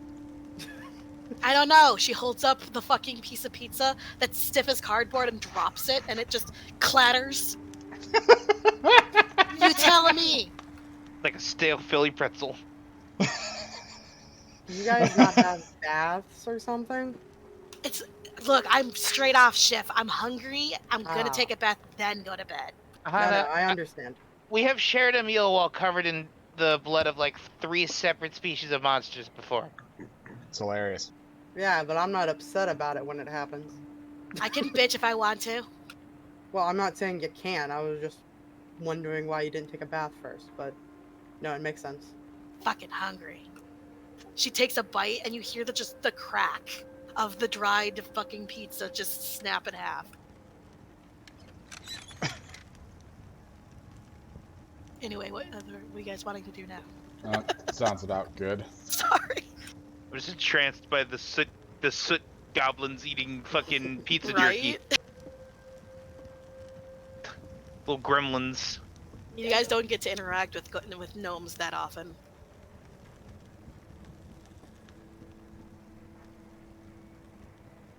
This won't be that big No, of a I mission. don't think anything else. So we'll just wait around for to hear if the captain has been told. If your wings start hurting, Wilk, because you did just use them for 3 hours, let me know and I'll see if I can't do something about that. We should be good by tomorrow. I just wanted to get a good workout in because I've been sitting around for a while.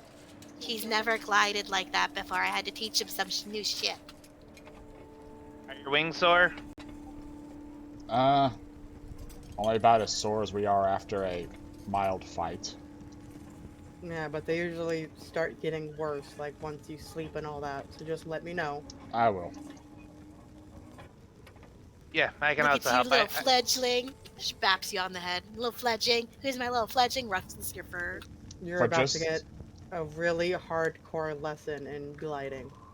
For just the smallest moment, you all see him touch his rapier. And you know the little white, little sad marks on his head turn black and change angle to be Angie. For just a moment. But then they go She back. laughs when she sees that. Just fucking marker.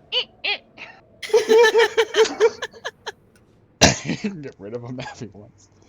Fenris suddenly remembers that if Wilk so desires and boops him, he can turn him into fucking hot pink. By the way, Aahana, Zach has been behind you this entire day. And he's just been floating in a bubble of water. He looks just perturbed that no one else knows how to levitate. Oh, yeah, let me actually look at that.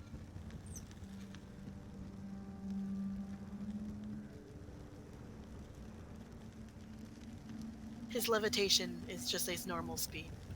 Yeah. Because if he was on the ground, there's like 0 movement. Maybe like 5 feet at best. I think he's, yeah, speed is 10 feet, swim is 40, float is 20. Yeah, he's just got a basic float.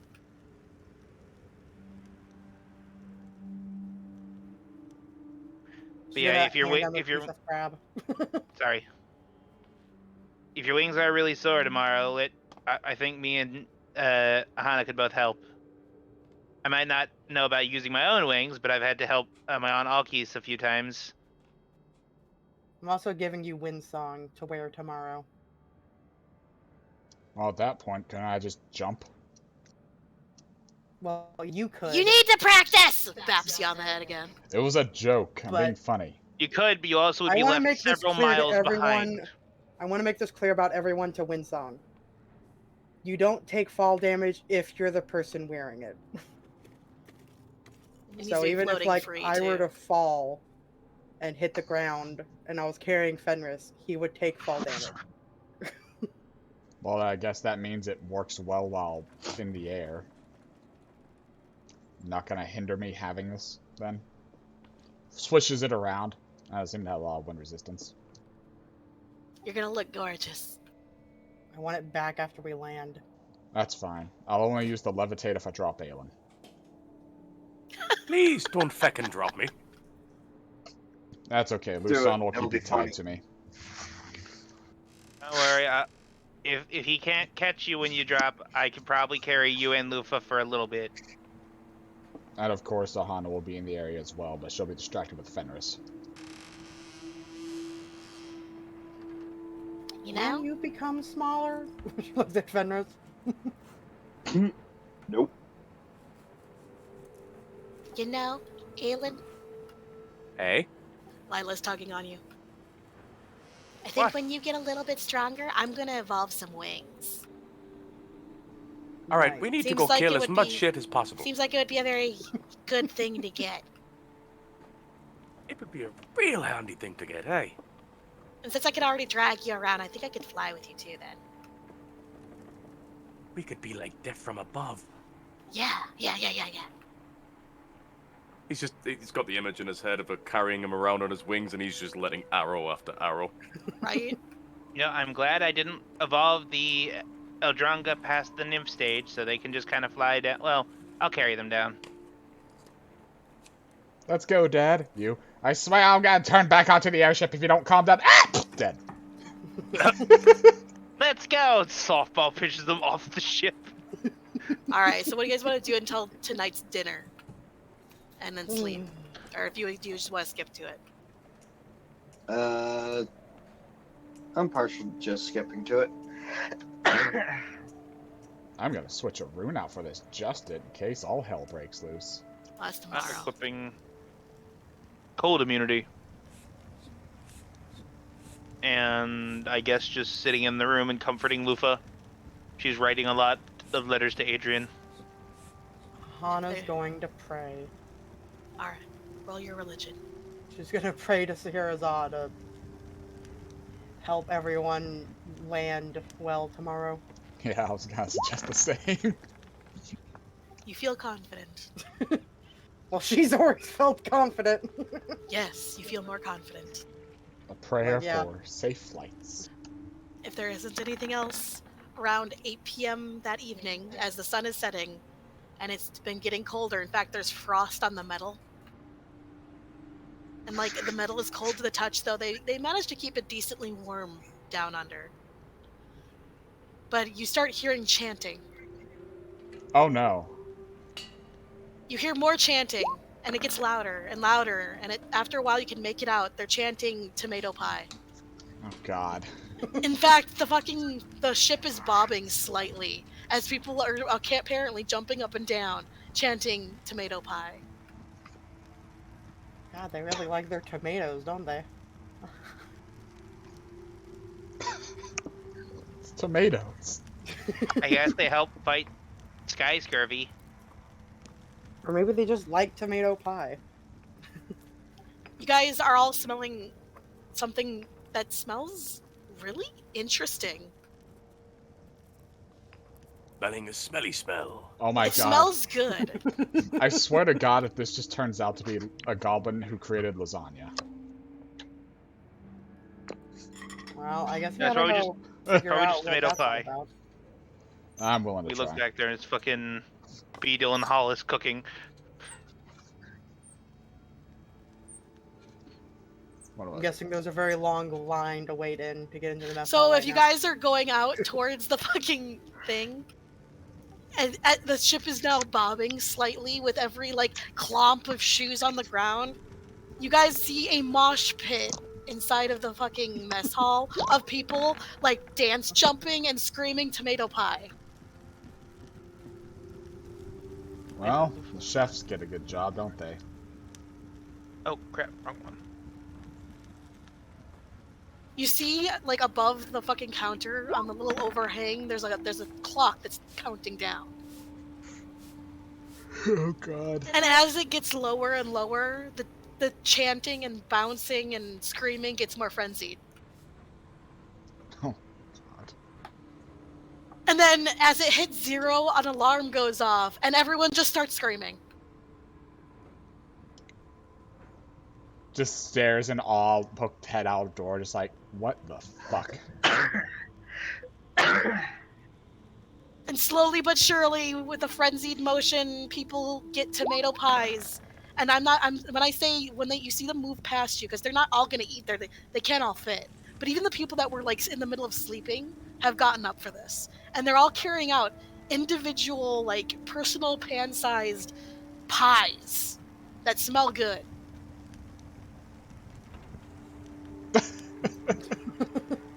I'll just wait and see if there's any left at the end of it to try. Eventually, the crowds thin out as everyone gets their pie. Some people stay to eat in the mosh pit in the mess hall. Others have left. What do you guys do? Tomato pie, baby. Great. I'm gonna go and get some tomato pie, I guess. Mm-hmm. Yeah. You all step up, Yeah. and each one of you gets your own personal tomato pie. It smells good. I even managed to drag Lufa out for it. It smells very faintly what you would expect a normal, like, cheese pizza to smell like. But it looks like a pie. It's a little confusing. I'll take a bite. Is it just lasagna? Okay, so a tomato pie. Take a pie crust. Cover that bitch in Parmesan. Put a layer of I think it's oregano. Then you put slices of tomato. You cover that bitch with both mozzarella and a little bit of cheddar cheese that you've mixed together. Put another layer of Parmesan on top of that. A little bit of basil. Another pie crust and another layer of parm on top of that, and you bake it. It's fucking lasagna. I hope I'm not lactose intolerant. It's like one of the first things you guys seen that's actually made here. It's not like some sort of other thing. So even if it's lackluster to you, for these people that live off this shit, this is amazing. That's pretty good, actually. I should try it. Lufa eats a forkful of it, then like stops, stares at it, quickly eats more and more of it, then she is walking off towards the kitchen, notebook in hand. She'll get the recipe if she asks. Yes, she very excitedly tap tap tap tap tap. What recipe? How make pie? Tomato pie. Aahana's like just eating a mouthful, and then she kind of looks at Wilk and she goes, "You know what we could actually do? Also known as the American pizza. Why? If somebody wanted to, they could wear Windsong and just hop off the plane." Yeah. How Looks long at does Fenris that and levitate? Oh no, Can it's not the levitate thing. It's that Windsong literally makes it to where you take no So fall he damage. would plummet straight to the ground And be fine. and be fine, but then he'd have to run the rest Yeah. of the way. So the other He can I'm also okay. levitate himself. I really want to do this. I really want to do this. the thing about This it, sounds like a lot of the thing about it though, is that it also lets you levitate. And as we've homebrewed, the item isn't the one holding concentration. You are. And it only lasts 10 minutes, but if the levitate falls off, no matter how it falls off, if they're out of range from it, the target is, or anything like that, they just slowly fall down. So it's not something you want to use high up, because otherwise we'll use it from like right here on the map, and for the next 5 weeks, someone will slowly end up here in the middle of the ocean. It's just a breeze comes through, pushes them off course. It's priest levitate if it never runs out midair while you're falling. From World of Warcraft. You will just, it's Yeah. slow, it's not a glide, so you'll just like, One of you guys could pull him along, though. which is hilarious. Like a balloon. Yeah, no, that would just make it so the weight issue isn't the problem. Yeah. Or I could jump off the ship and just Okay, meet you but guys. here's the thing, Fenris. You would jump off the ship and you would land like what? Somewhere in To the what middle scale of is the this map? mountains. And be worshipped Yeah, by the Goliaths. You would land here in a crater in the mountains. No, you would We start would here, so land- you'd land there, yeah. And then you guys would jump here. If you guys are jumping here, even if he does, he would land in the mountains, and Oh, you guys would I will glide super proceed. to Kraigdeep. Yeah, so Okay, you would so you would what if fall in the you guys- mountains and be several About a hundred week miles away. from us. On foot. You'd be about a week away. Okay, what if you guys did your glide thing and also just jump when we're over If Kraigdeep-ish? you just want to Because kamikaze jump off by all means. Here's that's the you. thing. I know a lot of people in Kraigdeep. I don't want to have to explain to the what do they call it? Are they mayors or leaders? Just leaders? I don't want to have to Mayors? explain to the leaders of Kraigdeep why and how my friend crushed someone to death if you fall on someone in Kraigdeep. Well, if you told him to levitate at the end of his fall, he would then be able to at least Yeah. control where he lands a little bit. Or how about this, Fenris? You could jump off, use the levitate, and we could just tow you, and you could not do that. Yeah, wants the that's Superman not a jump, story worthy. Yes, I want the superhero landing. Rhea's like, he wants to Superman jump in Primordial. Yes, Well, but are you they know gonna what? actually fly over Kraigdeep, or is he just gonna drop off and plummet nearby it? Like, she's pointing at the map, like, they might fly, like, here or something. Instead of, like, directly over Kraigdeep. We can ask. You know what? I'm gonna try and find the orc engineer. Here's the thing. Okay, listen. Engineer. If you do decide to do this and then levitate, I'll give you the 3 Eldronga nymphs who can generate probably enough force to veer you back on course if it's just a levitate. Oswald, you already know where this conversation is going. It's going to involve the death of one or more of my friends and my Eldronga. Fenris, we have No a one's grapple going- hook if you just want to act like you're water gliding in the air. Rhea's got No, I both won't. arms in the air right now, and she just looks sad because she's like, Superman jump. Superman jump. I guess in this world it'd be hero jump. Yes. It's Super Dwarf, another one of those movies we watched. It's Kal-El, but with 12 additional consonants in it. He just does the Kratos drop as he ends up over Grog's crags. Sing! Just Sing for sing for a lost save. We've been flying for 2 hours, and it's like, hey, I think I see the airship above us now that we're like circling around Grog's crag. Pretty much. Not the airship. The airship would arrive first because these guys would be going slightly slower over time. So you would actually see him fall. Yeah, that's what we were saying. Ugh. Fenris is looking for the engineers, the trio of them. Well, Are you we don't also find the gnomes, but you do find the orc who is in like some like pajama pants, no shirt, and a tiny little like sleeping cap. He's like sitting at a table. His eyes are half like one of the eyes closed, the other one's like half open, and he's like pulling pieces of pie to his face. He's missing part of them, but he gets most of it. I'm just gonna sit down at the table with him and just be like, so, I need to ask a question about the horse. How close to Kraigdeep are we gonna pass? We fly overhead. Okay. About how long after the jump window would that be? He watches his entire face screws up like he's doing some serious thinking. He shrugs. Probably tomorrow night. Tomorrow night. Perfect. Thank you. I'm just gonna get up, offer him no explanation. He's going to He get doesn't to want enjoy any. his. Yeah, he can enjoy his tomato pie. I would say, Fenris, this is okay as long as you jump before Kraigdeep. Or after it. Not Where will we not arc? directly over it, because Oswald is correct. You could land and hurt somebody. If I directly over it, of course, I'll activate the levitate, so I don't actually hurt them. I am all for this in terms of fun, and Well, it'll be a crazy story. It also allows you to fly up to 20 feet, so you can course correct. Oh yeah. Screw You it can do then. one of each of those basically before it's gone.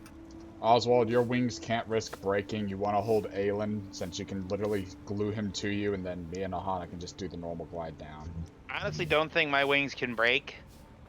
And when I emulate an ability, I just get an inherent knowledge of how to do it. So He's also going to be holding on to Lufa. yeah, I'm gonna be holding Sure. Lufa. So I guess give Aahana Aelin. Yeah, I can take Aelin. Yeah, the only one that we have that has any. The one that's gonna need to carry the least amount is you, because you're the one that's the most in danger of making a mistake here. Oswald, I'll be fine. Rhea's poking your foot. Yeah, Do you have your Eldrongo with you? yeah. They're kind of just. She's pointing Chilling. to one of the flying ones. Do I be carried by one? She nods and then she points at Fenris. She wants Yeah, to go I'm with gonna be Fenris, but she tall. was told that the thing doesn't protect her as well. Okay, you know what? Here. Walks over to Fenris, who I'm assuming is turning away from the orca this time. Yeah, probably. Hands armful of 3 Eldronga nymphs to him. Well, okay. They eat meat. Turns around. Goes back. Rhea looks real excited. Just, if Fenris is right there with her, they're both just like little mini humps just bouncing. Right? Just like the tomato pie people, she's also bouncing. There was she's a learned. resounding cheer that shook the ship of tomato pie. Now from 2 people, there's another one just as loud, just as shaking, going, Kratos, jump! Kratos, jump! Alright, it is nighttime. Aelin, Hey? come with me. I need you to braid my hair. She's just had her hair loose this entire time. Oh, I thought that one thing you had braids your hair for you. The ring? What Or does thing? it just do a rose? Just a rose. Okay. Understood. He'll happily come along and help. Yeah, seriously, forgot name almost. But seriously, look, if your wings start getting sore, I can give them a massage. I'll have Susie helping me out. In confidence. Looks at Susie's tiny little Patamon hands. What? I don't think, I mean, I don't think he thinks you can do it, Susie. no, I don't carried think- the big black one, alright? I'm not saying you Oswald's can't thinking carry of him. massaging. Yeah, massaging specifically. Oh, My grip's Neat. bigger. I've had a very good head bonk in the past. It makes me dizzy after a while, but I got this. Okay.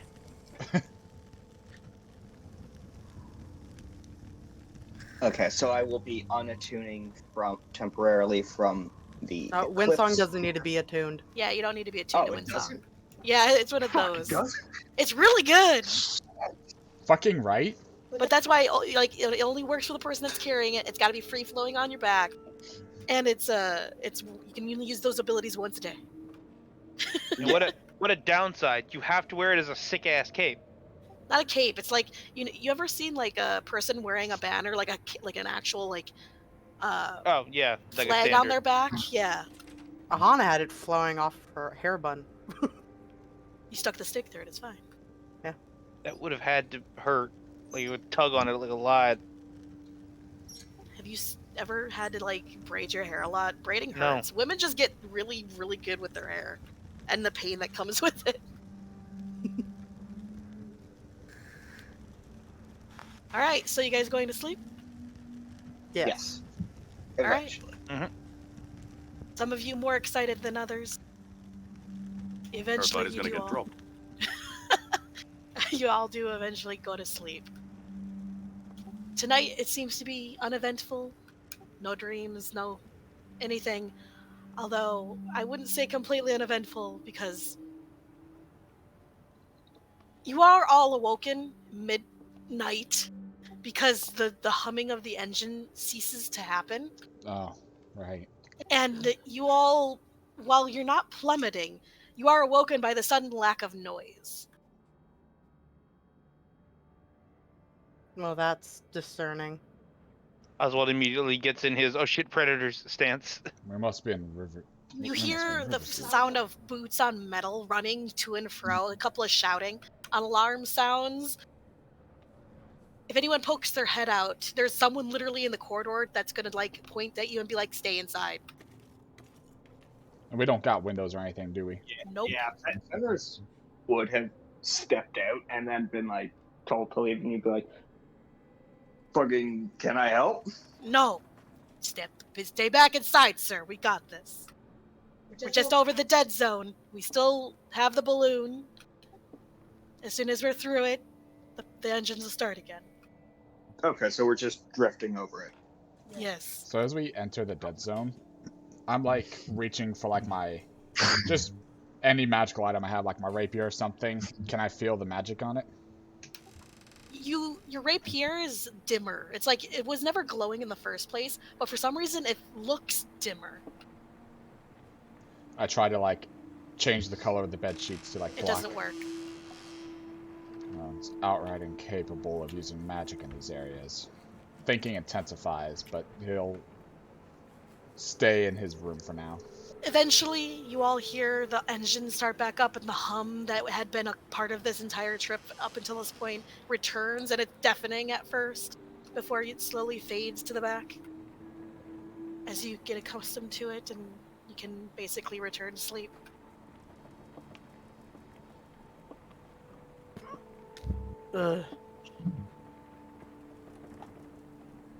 No points of exhaustion. It was just one of those things like you get woken up in the middle of the night, but you can go back to sleep. Nice. And then it is the morning, and you guys, if you expended anything, can get it back, hit points, whatever. Do I, for my air sickness, get another thing of exhaustion, or am I just hovering around 1? Oh, are you still sick? He's still uncomfortable. He's not, like, as bad as he was before. Well, if he's uncomfortable, he's fine. Okay. If you're actually, like, throwing up and shit, it's completely different. Yeah, he's not throwing up anymore.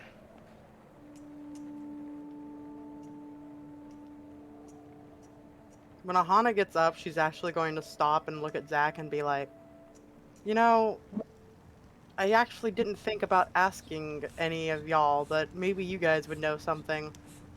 Do you know anything about the Shattered Staff and Einar and, like, me having that dream? He cackles a little bit, then he looks at you very seriously. I don't know who this person is that you're talking about. No, well... If it's that beast from that fucking dungeon, I don't know. However, if his soul is residing within that staff, yes, he probably is trying to reach out to you to get you to fix it. Have you ever heard about anything like this? Yes, I mean, it's not a normal thing that happens. It's kind of taboo to bind a soul to an object. Soul is supposed to return to the world. And in this case, it gets trapped, and that never gets to return to the world. So it came from the world, but doesn't return, and through that, the world's a little weaker, if you think about it. But this is a thing. These people can do it. It's just very not a good thing to do. And it usually ends up in follies. The dead zones that you've seen. Basically people that channel too much magic that cause problems. Most weapons that have souls that are trapped within are usually found around those. Although they can occur other ways. I was actually curious, because you do the whole soul magic stuff, actually. It is my domain, after all. Is there any way you could talk to him? Or is He's it gonna- because he's his gonna soul float- is shattered? He's gonna float real close to your face. And like with those big blue eyes of his, he's just gonna look at you. You think I haven't tried? You think that you were gonna take a fucking legendary like thing like that, shattered or not, and I wasn't gonna fuck with it? You're right. The nightmares. He gets real close so that the bubble is pressing up against your forehead. The nightmares. So He needs it to was be very- reforged. It was a very bad experience for you then? We're not doing it again. Alrighty. This lesson has been learned. We're not a fool! Oh, is the great power of Zach afraid of something? No. You're not here! Points I can against still points give you at shit. points at the person giving him shit through the wall that he doesn't know is giving him shit. Just pointing, you see him pointing at this wall and shouting that he's not here, and you're just like, what the fuck is he talking about? There's not a wall Anyone's- there.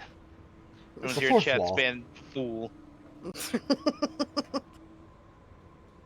Alrighty then, so it's probably not a good idea to talk to like a shaman or anything, because if you can't talk to him like this, then basically no one would be able to until he's reforged.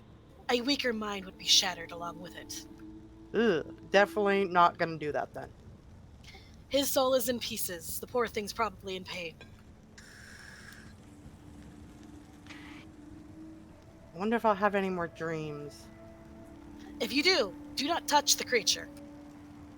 And try to maintain as much distance as possible.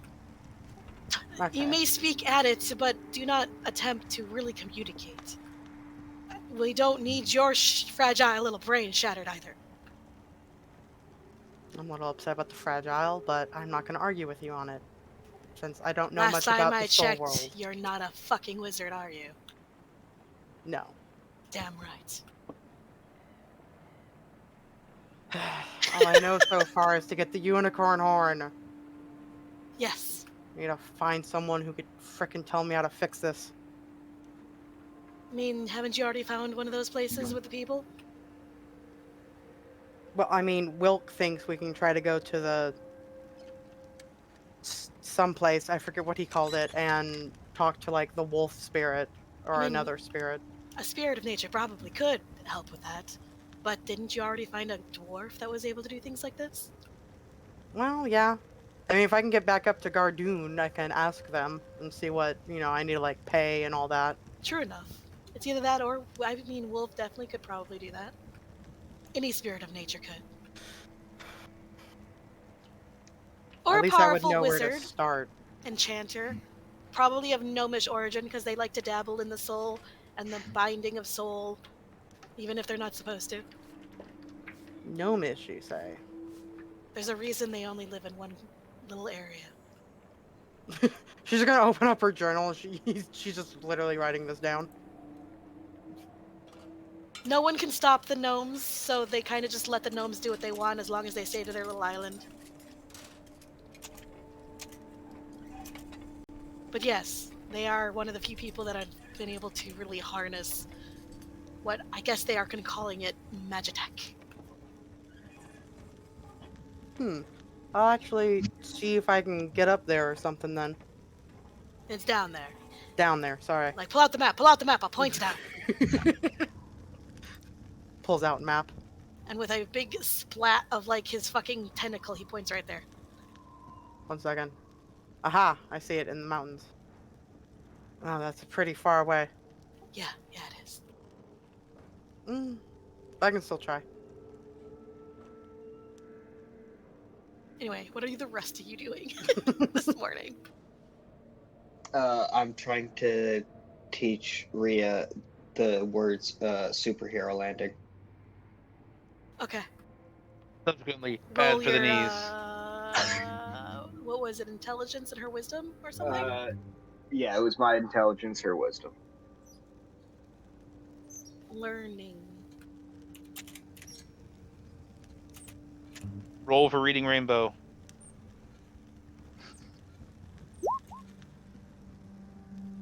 That's a 12 intelligence for me and a 6 wisdom for me. You had advantage because she's excited.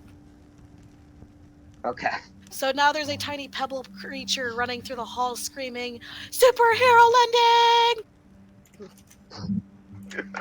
Jesus. Fantastic. Should we roll to see if she just by proxy learned the words tomato pie?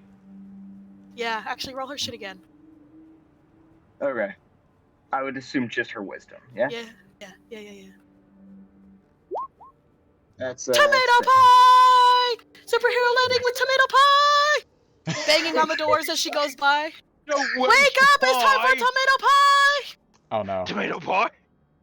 Oh no. Riot!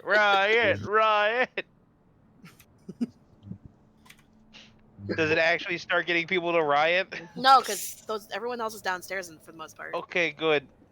It's just your door she's banging on. You guys are all being woken up by this pebble. Opens I mean, door. are we really? Because it would just be like... Rock on metal. Bang, bang, bang, bang!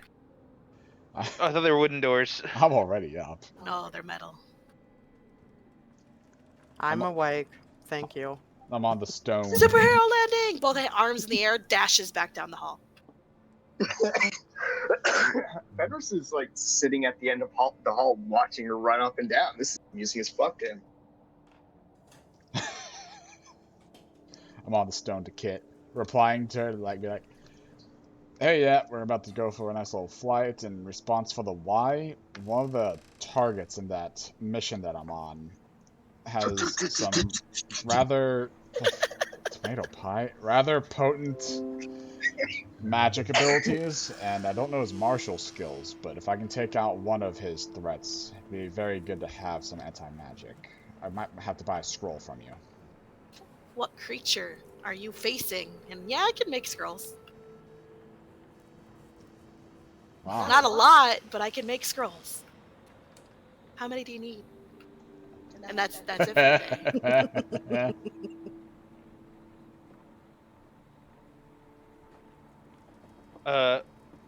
So you said that you're in your room teaching, right, Fenris? Oh, he's outside at the steps and sitting on the base of the steps, and Maria's running back and forth along the hallway. At some point I do meet up with him and ask for one of the Eldronga back. Oh yeah. Also, what was your plan? Like, one of the Eldronga will ride down with me, and they'll both take off before I hit, or? They'll try to take off before you hit, yeah. Well, hopefully you'll do the smart thing and levitate towards the end. But also, part of that plan is, has Ib in hand, uses Force Evolve, Ib becomes flying, healing Eldronga. Alright. If you don't levitate, Ib can just carry the other two off. And Rhea. Alrighty. Got it.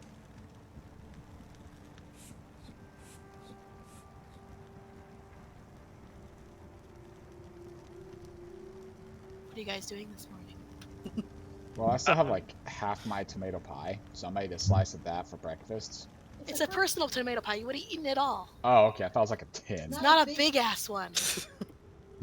I'll get a small breakfast and go topside then. So for breakfast today, it looks to be, I don't know if you call it PB&J, but it's labeled PB&J. But it's more like a cracker, just a slathered with what looks to be chunky peanut butter and something that's reddish on top of that with another cracker. It's reminiscent of a PB&J. Today's drink looks to be something that tastes like coffee but is not. Huh. And the dessert looks PB&J and decaf. and the dessert looks to be a dehydrated sliced up banana that you can rehydrate and dip in chocolate.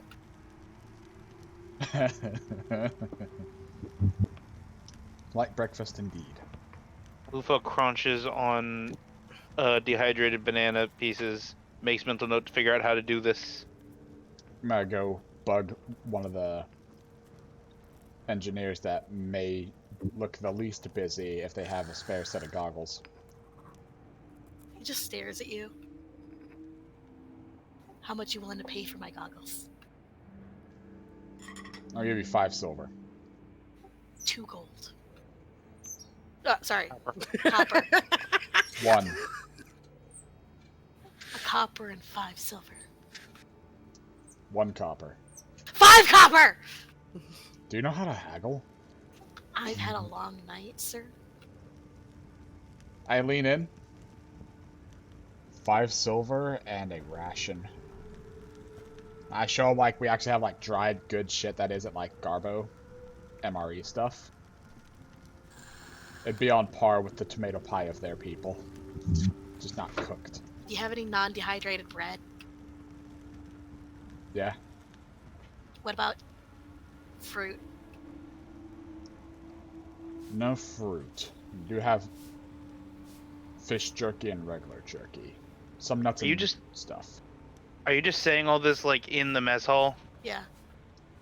To random gnome. It's just talking to him, yeah. Wood tap on shoulder. Turns.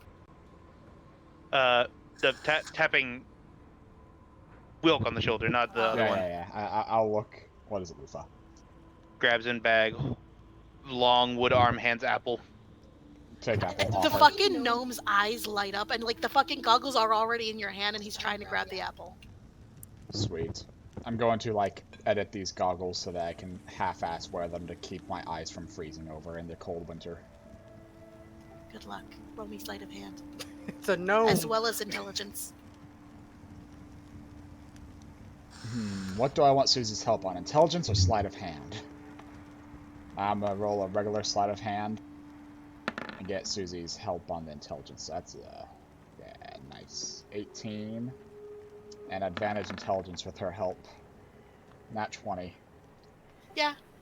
You take, like, your old cloak, or, like, an old pair of, like, clothes or boot or something, Yeah, I got and you, like, you basically carve up off a strip of leather, which you then sew to the ends of this goggles thing, because you had to slice it open. Yeah, It's not big enough it wasn't big enough for you at all. Yeah, it's gnomish. And then you had to, like, take the nose bridge and, like, redo that. Basically, you had to, like, take the goggle parts completely off the thing and remake your own thing, and you did. Yeah. Good job.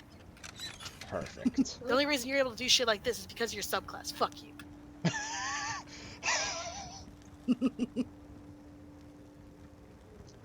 However, do you have, like, a spare pair of clothes or something that you can, like, destroy, or is Marcus just, like... I'm going through it right now. I got a lot of random shit here I can use. Like the perfumed mask and stuff. Good. I'll get rid of the mask, fuck it. I'm planning on upgrading it anyway. I thought we did upgrade them by buying masks at that one person's place. That was Nope, different we masks. We gave them a panic attack because they were Oh, like, yeah. "Hey, can you make masks for a bunch of people that have completely different face shapes than dwarves?" And they're like, "Yeah, what's up?"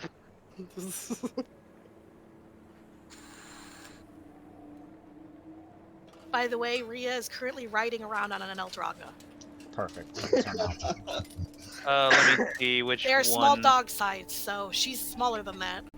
It's not Yeah. that. Yeah, she's about the same size because it's. Well, she's riding around on one that's small dog size. She's riding around on Ib because he's the only one I evolved. As long as he can fly. Yep. Ka and Ba are currently nymphs, so they're like twice her size. Yeah, she's tiny. They're, I think, small? Yeah. So she's probably riding around. She's probably riding around on Ka by holding a piece of food on a stick on a string. Cause Ka hungry boy. I fucking love that. In Primordial, as she's flying by, she's gonna tell fucking Fenris that she's gonna need a little saddle for this one. But she can do this for now. Okay, I'll who would I talk to about that? Wilk's pretty smart. Wilk over there, Yeah, I'm gonna fortune talk glasses. to Wilk about that. Wilk perks his head up and like, hey, goggles. That's a smart idea. I need to make a saddle for an Aldronga for Rhea. A saddle? A saddle. That's a whole different thing. Looks to like former leather from goggles. I could probably whip up, like, bring Rhea and the Eldronga over here. I might be able to whip up something for her to hold on to, or be strapped into. Alright. I will return. Fenris is just gonna try and You herd open Rhea. the door, and Rhea, like, fucking drives through on the Eldronga, goes to the side a little bit, does a little flip, and she almost falls off. And she, she's like kicking her heels, and it's like slowly but surely re-stabilizing. Wilk's gonna help make something, so you can do that. Got it. I'm gonna turn the, like, I got rope for days. I'm gonna do my best to use rope to make a little spot on the Eldronga and use the little leather strappies that I cut off to make a little tiny harness that can, like, clip in to help hold her in. Okay. Sleight of hand, I will animal assist. handling, and intelligence. Rhea can also assist with shit. Alright, that's advantage on everything then. +1 because of Susie. If I can get all their assistances. 21, 22. 15, and intelligence. Thank God for the assists. Oswald, you're getting pinged from the other 13. room, just mentally, of like distress, by the way. I'm gonna walk in. You walk into seeing your the Eldoranga on the goddamn like table, being like shit, getting like a leather harness like stitched onto him. Just in Abyssal, I say, what do I have to do to make this situation better for you? And it just do I- without even saying anything, you get the sense of food, father. Goes into bag, pulls out like big ass. It's like a bundle of 8 pieces of jerky, and just puts it in front of his mouth. Just like sucks it in. It's the rope and the leather strappies are all hazard yellow. I did it with the rapier, just to keep an eye open for them in case they go off course. Piss, safety vest yellow. All right, we've got a saddle for fucking Rhea. Well, no wonder Kai's so upset. He's used to being able to stealth, but I'm not evolving him yet, and now he's covered in hazard yellow. Yeah. I am going to try and track down someone with a larger head and goggles that I can buy, because that seems like a fantastic idea. Good luck, sir. Like flying is one thing, but like flying in the winter air is another thing. No one here has a dog for head, but you can probably maybe attempt from an orc, but you'll have to haggle.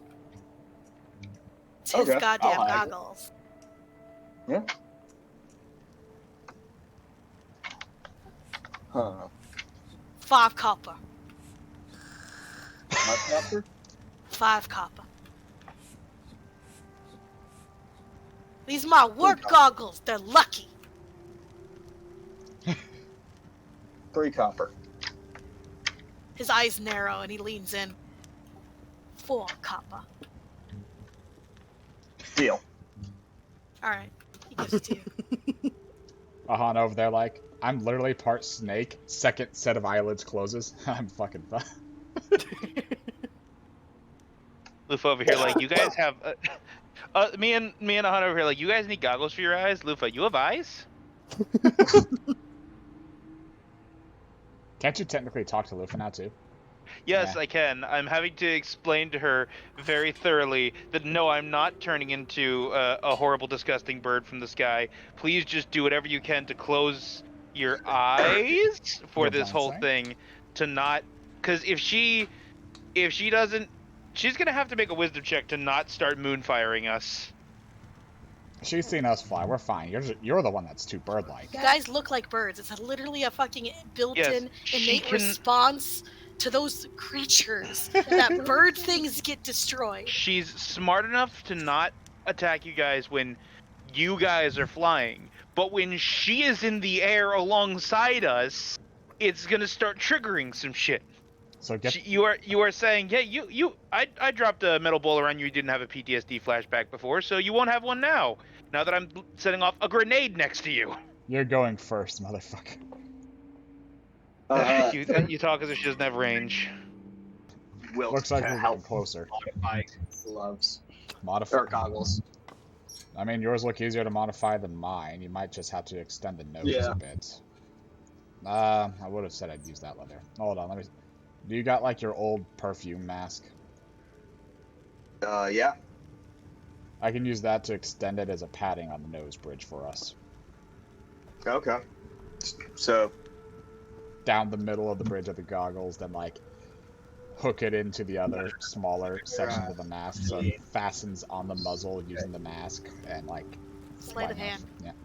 With some sleight help. of hand. With help. 23. You're fine. Hell yeah. I'm really gonna need to get a job after all this with the dwarves when I get back. Apparently I might be good at saddle making, which is perfect considering the family. Where did you leave all your eggs? They're with me. Remember, I have the egg container. Oh god, you're actually carrying them with you? Alright. Might want to stuff some fire silk in there if you guys have any left over. Always. I was waiting for them to all finish talking, and I was gonna do that. By all means. What do you If want we to don't do to have prepare? if we don't have fire silk left over, Lufa will offer her warm padded clothing. She's currently not wearing it.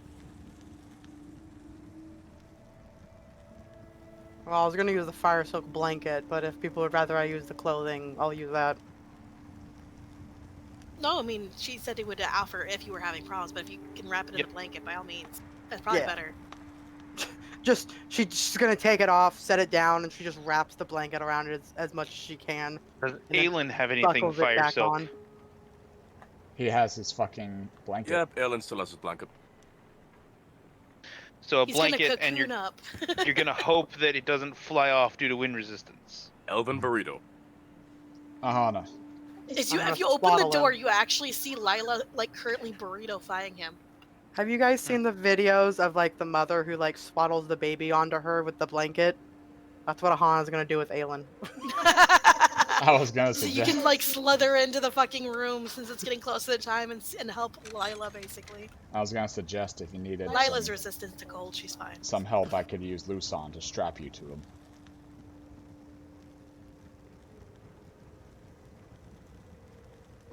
I mean, if Luson wants to. I mean, if you think he's secure, he's secure. If not, I can do that.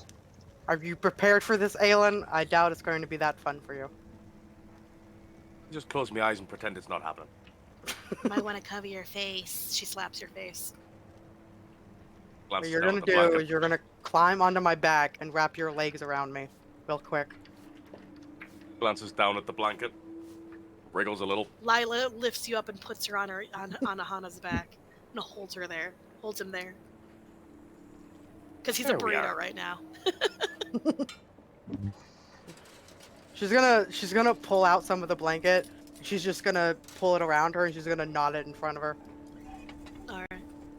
When I come out Now of we this, probably I'll be a should get beautiful Lisana butterfly. to double. Listen! Unravels from like this, Aelin. You can't come out any. fucking Wilk, slithers over, turns into Luson. Danger hug for like the next 6 hours. Points at Aelin. And Aahana. Everyone else just gets a long nod and like a distant stare into Lila's eyes. This is what it looks like whenever he's doing his voice telepathy thing, but we don't hear any of it. And then he does so. It's like an awkward like 3 minutes of them talking. But he does so. Nice and snug. Hana's just standing there flapping out her wings as best she can to make sure they're not restrained in any way. You feel good. He's definitely heavy, but not as heavy as Fenris, so it's like, you're fine. Grabs the blanket wrapped around, knotted around her waist, shakes a little bit from side to side. All right, this is as good as it's gonna get. Pats Luson.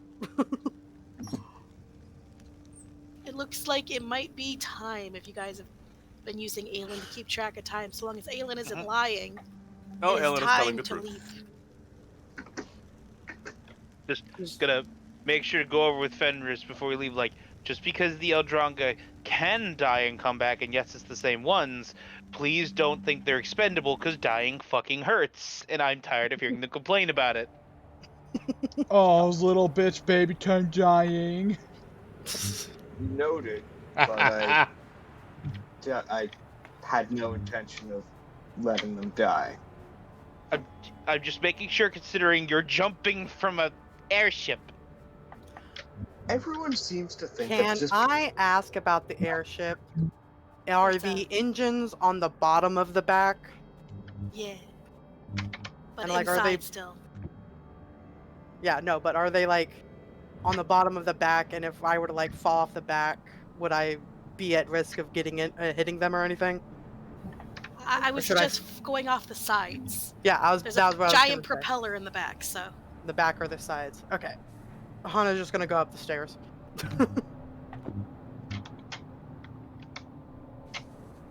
Yep. I'm over there, off to the side, ready and waiting. Looking off at River's Deep way in the distance. So you guys Oh, are standing I'll on the see you bridge. guys, You see the fucking. You feel the wind whipping around you. Fenris is waving. I'll see you guys in a few hours.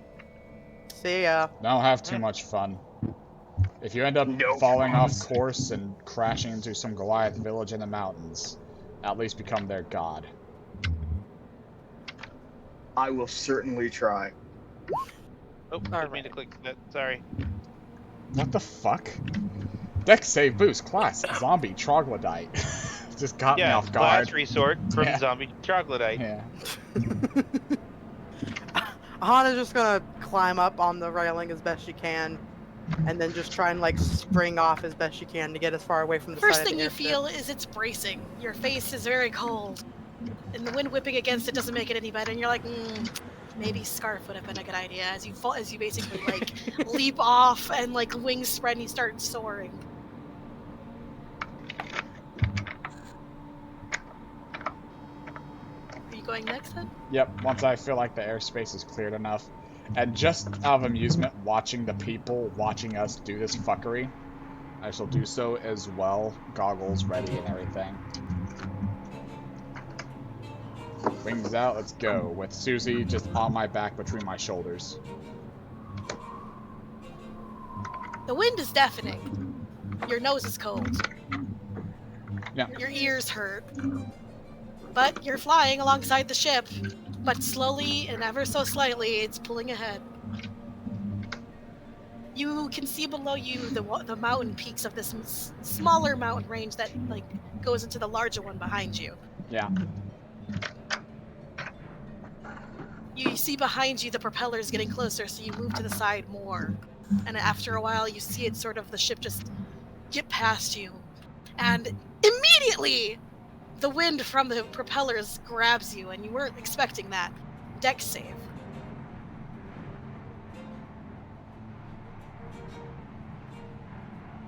Do we both do a deck save?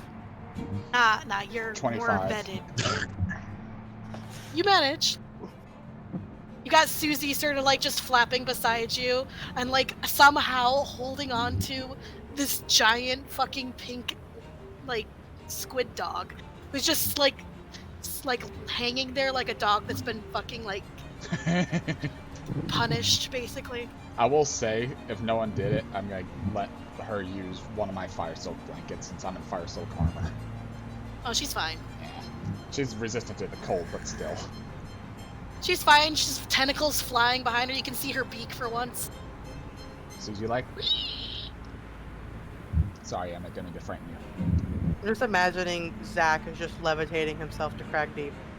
Yeah. He was just like, Yeah, he's I'm just gonna floating go there. behind you, actually. He's riding on your tailwind.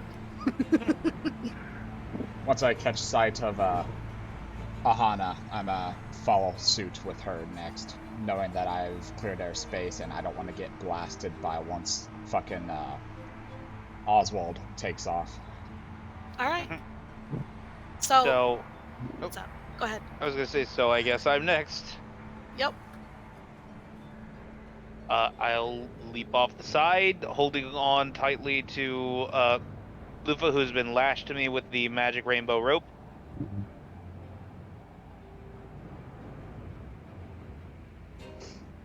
And fly off, I guess. Do I have to make Yeah. a dex save? No, you're fine.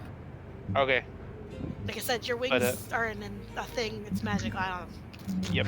But Lufa definitely needs to... Oh no! She's zapping you. She thinks she's currently panicking, thinking you are a giant bird that has picked her up and is about to smash her open to eat her. Real quick, Oswald, she is restrained to you. Does Moonfire require somatic? Yes, but I didn't... Okay, here's the thing. He didn't lash her arms together. He didn't, like, hog tie her. He's not trying to keep her uncomfortable. Lufa So she is can still currently flap fighting her for her arms life, around. okay? Yes. So, she doesn't have advantage, so one of those does hit me. But I am currently immune to cold. I'm just imagining Oswald spends the entire 6 hours just getting shot with Moonfire. Like, Yeah, pretty much. yep, this is my life now. She might calm down eventually, but for at the moment, she's spamming Moonfire. I'm basically just trying to calm her down through telepathy the whole time, but I'm assuming when in bouts of lucidity, she's like, I'm sorry, it's just instincts, ah! And then she starts screaming again, yes. All right. After they Probably jump, also completely discerning to just suddenly be in the middle of nothing. Yeah. What were you saying, Fenris? he's gonna try and find an engineer so that he knows more exactly when to jump, because he just kind of knows, like, in the evening. So basically, you're told when you do find someone that when the sun sets and it's dark out, you're going to see the lights of the city, and basically, you should probably jump off then. Whenever Okay. the lights are kind of below us. When the lights are directly below me. Got it. Thumbs up. Hey, look at that, lights. No, So no, what are you no, going no. to do for the next 3 hours before I have to do a check with some of them? Fenris was kind of just killing time. Chilling on deck and looking over, just like, You watch as Rhea learns that she can do tricks with this Aldranga. It's pretty great. He's fine with it as long as he is fed. Does she try to feed him rocks, or does she know that he eats organic stuff? I mean, rocks are organic. she'll probably try and feed it a few rocks. Fenris, like, Yeah. I mean, he'll be able to eat them, yeah. He'll be dissatisfied, but it's like if a kid runs up like, I want candy, and you hand them a saltine cracker. oh. Fenris will eventually be like, I've got meat rations to give it. Against any and all urging from Little Rock Girl, it is just at your side. I want to try and get it to associate Rhea. Sorry, what? I want it to associate the food with Rhea. Rhea will Are you trying to fucking Pavlov my children? Rhea's like, give me the meat, give it. You speak Abyssal, right? Yes. You are aware this thing is rudimentarily intelligent. It is yelling at you. I am not trying to Pavlov. No, Drongo. I'm trying to make it understand that if it does tricks like a dog, it will get fed. So you're trying to associate the reward of food with a certain action that you want. That's Pavloving! He's not doing it. Rhea's doing it. Okay, that's fine then. Rhea's perfect in every way. Damn right. Yes. Alright, so after 3 hours, all three of you have like a layer of frost over everything of your body. Your wings, which haven't really moved, are also, like, you have to, like, at this point you need to flap once to get some of the ice off of it. Flap, flap. Which actually hurts for you, Wilk, specifically. I need you to make me a con saving throw to see how you're holding up. It's not about the cold, it's about the long 14. flight. Not too bad. Are you You're- within 10 feet of me? If I'm No. within 10 feet of you, it's 16. Alright. Your like the where it attaches below your shoulder blades, the secondary shoulder blades there, are starting to burn. And when you flapped, you felt like a sharp pain a little bit, but you're good. It's definitely starting to get tired. You've never flown this far before. How far away are we from each other? You're ahead, getting zapped every so often, and about We're not trying to catch up. 10 to 20 feet behind you is Aahana with Wilk right on her tail. And Okay, her so there's tail 100 is completely unfurled, so she's about 27 She's feet in length. super long. Yeah. So they are He's- within 120 feet of me. So about Yeah. every, like, 20 minutes, Oswald is going to check in with telepathy to make sure everything's okay with you two. How do you Ahana's respond? fine. Wilk? She's good. I'm doing good. She doesn't know about Aelin. Or if Hasn't I said screaming. anything. I guess check in with Aelin. Hey, you doing alright? I hear back. Ah!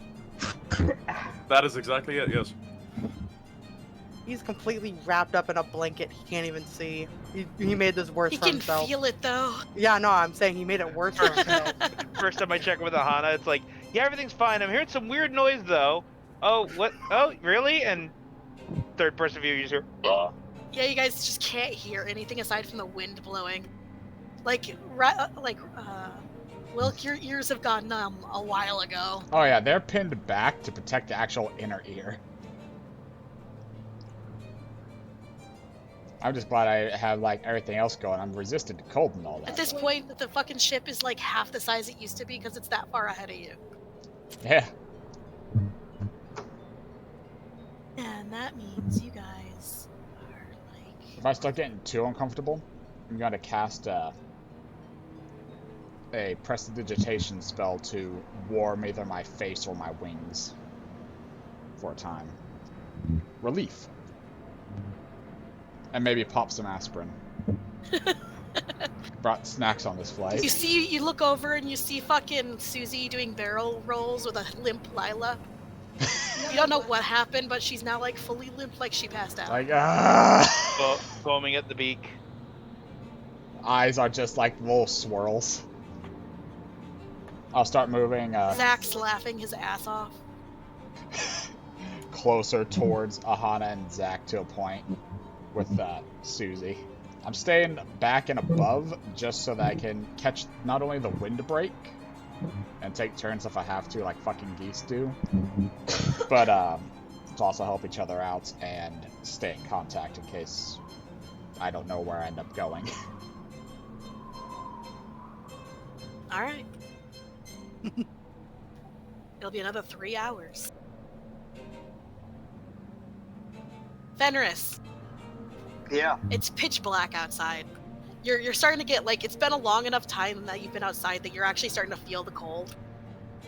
But you saw the city lights in the distance and you're like, okay, I can't go under now. And then you've been watching them slowly approach until finally you see them below the ship. What do you do? As a point of order, if I'm at that, like, okay, well, I can't go under now. I do still have the blanket while it approaches, so I'm just going to do that. All right. And then, as we pass over, I'm just going to stand up on the You're wearing the rail. pennant, right? Oh, yeah. Okay. Yeah. Stand up on the railing, look at the nearest crew member. Thank you very much for the ride. This is my stop. I'm just going to fall backwards off the ship. They just wave. And you see, as you're falling backwards off the ship, you see fucking Rhea do a dive behind you. The Aldronga's wings are pinned back as it's just going straight down.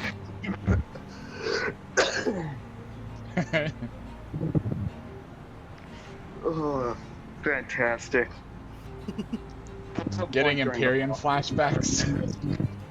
Yeah. It's kind of surreal because as you like fall away from the ship, you enter the just empty blackness, and below you can see the sparkling of like the city lights, right? But that's it. It's just black around you. Yeah, at some point during that fall, Fenris is going to try and orient himself so he's like legs down. He's got to go for the superhero. Dex check. All right.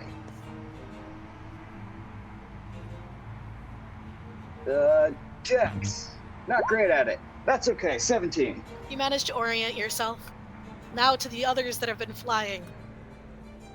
You guys have started to see the lights in the distance, and that was about an hour ago, and you're starting to actually see the outline of what could be a city. It's not just like a sparkle in the distance. It is very dark, however. What are you doing? And also I need a con save once more from Wilk. It has been 3 more hours. Nice. 21. Glad that 7 was on the other side. It is slightly warmer because you're down from the mountain, but it's still winter, so it's cold. Using Luson, he's going to help telepathy in my place to keep a warning out. So we have dark vision, but we're still moving fast for trees. Don't get too You don't low. have that long of dark vision, it's just 60 feet. Yeah. We should stay high enough up just to not, land into the fucking trees.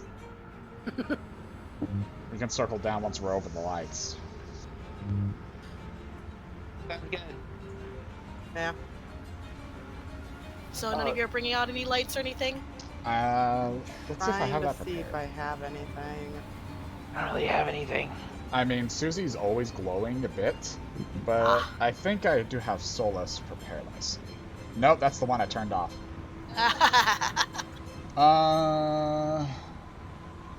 Fenris, as you're falling off in the distance, you see a faint shimmering glow that's very small. Kind of remember that glow. It might be Susie. I mean, I guess you would also see the faint rhythmic flare of fucking Lufa moon firing me Yeah. over and over and over again. We're using that to guide us. You can tell it's still pretty far away, but you can definitely see that as you're falling.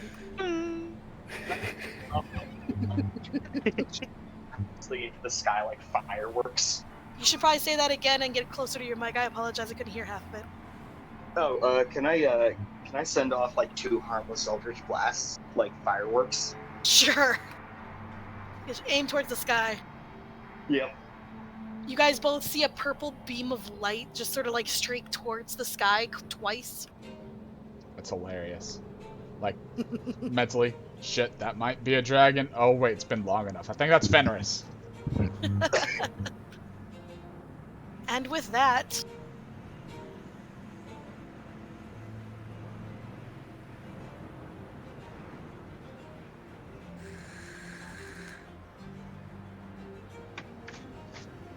Fenris. Yeah. I need a perception check. Okay. Perception.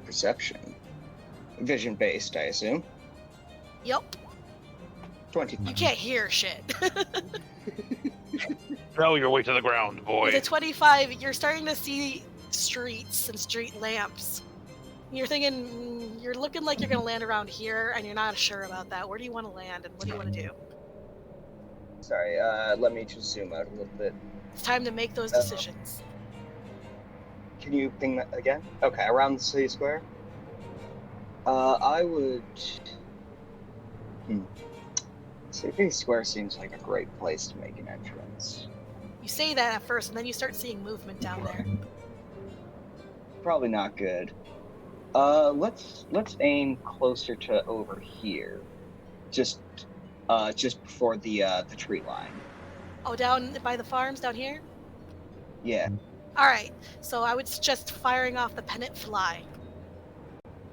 Okay.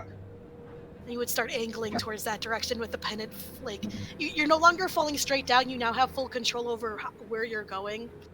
So you just stop falling, and then you start moving that direction.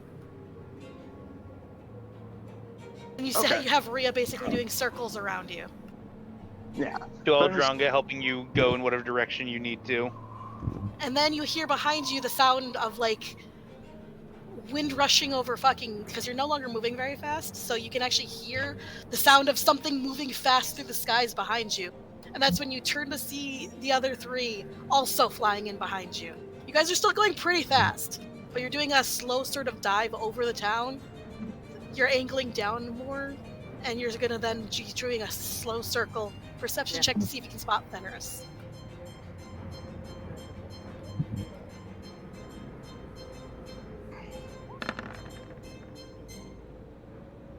Nice. Wilk spots him. Yep. Aahana, you see Wilk start to move in a different direction, so you look in that direction and you see Fenris. Same with Oswald. In amidst the moonfires. And with that, yes, sir? Sorry, what? Just pretty much try and maintain the falling speed to the best of his ability. And, like, as soon as he's over the desired area, he's just going to draw concentration on the spell. Okay.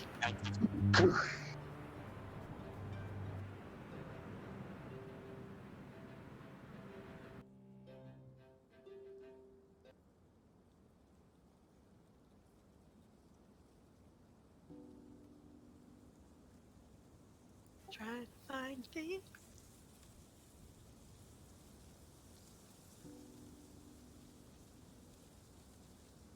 I managed to email out my entire class list while that was happening. Hell yeah. All right.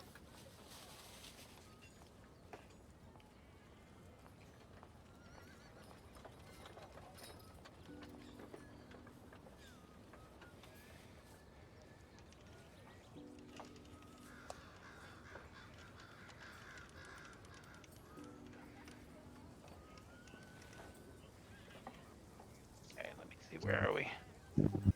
Working on getting everyone in. Uh-huh.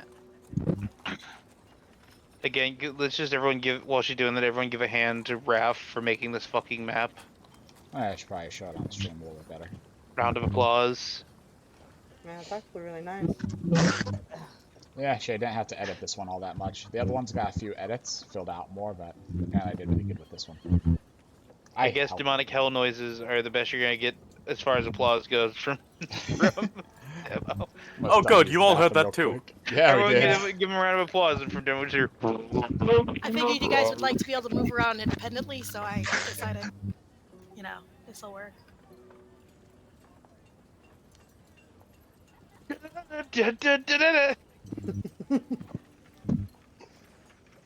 Ugh. And finally, This yes. just Sorry, what? do people just see this fucking shit unfold? I mean, it's the middle of the night. I mean, I Well, couldn't land in... it's the beginning of the night. Hang on. I'll explain a little bit more about what happens as I describe how you guys come in. I think everyone's about the same size. Yeah.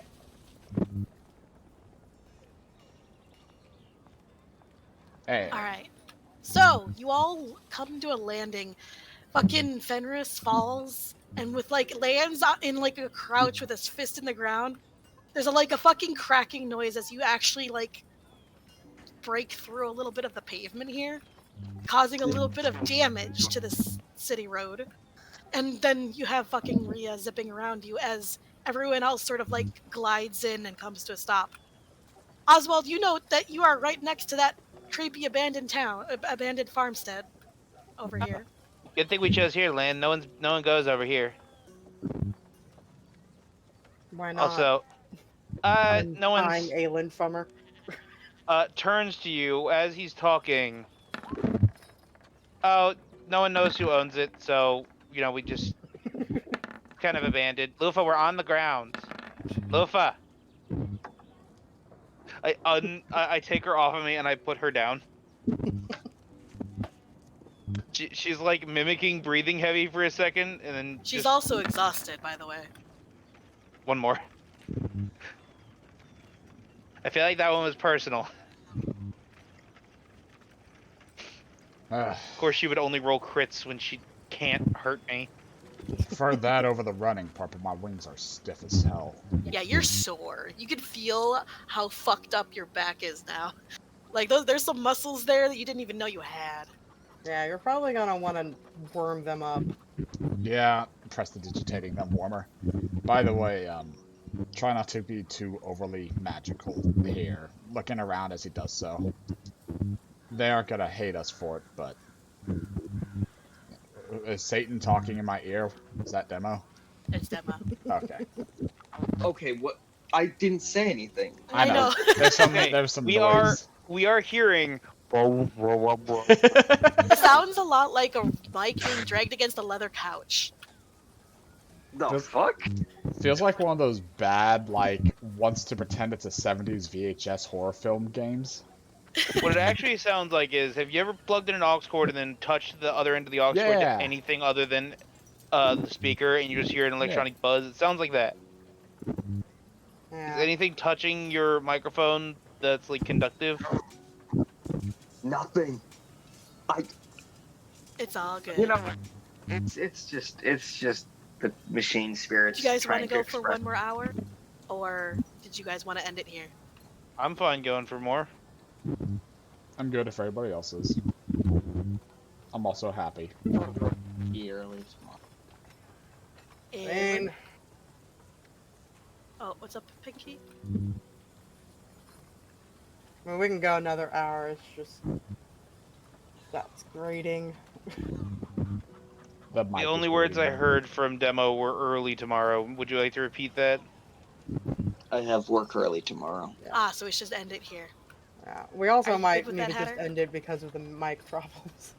Yeah, that Yeah. also.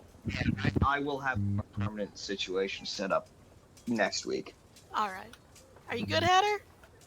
Yeah, I'm good. Hello. Okay, good. Oh, we can call the episode Freebird. Yeah, I'm down with I that. like that. Okay. Welcome to, Kraigdeep. Welcome to Kraigdeep. And we will explore the town next time. Yeah, it's a good town. I put some thought into it. It's nice. I helped. Shay's good at drawing. I'm good at fucking making maps. Alright, with that, I guess I'll cut the stream. Thank you, everybody. Goodbye. Bye. Your folks. Good night. Good night, Satan. That's perfect. Travel stream.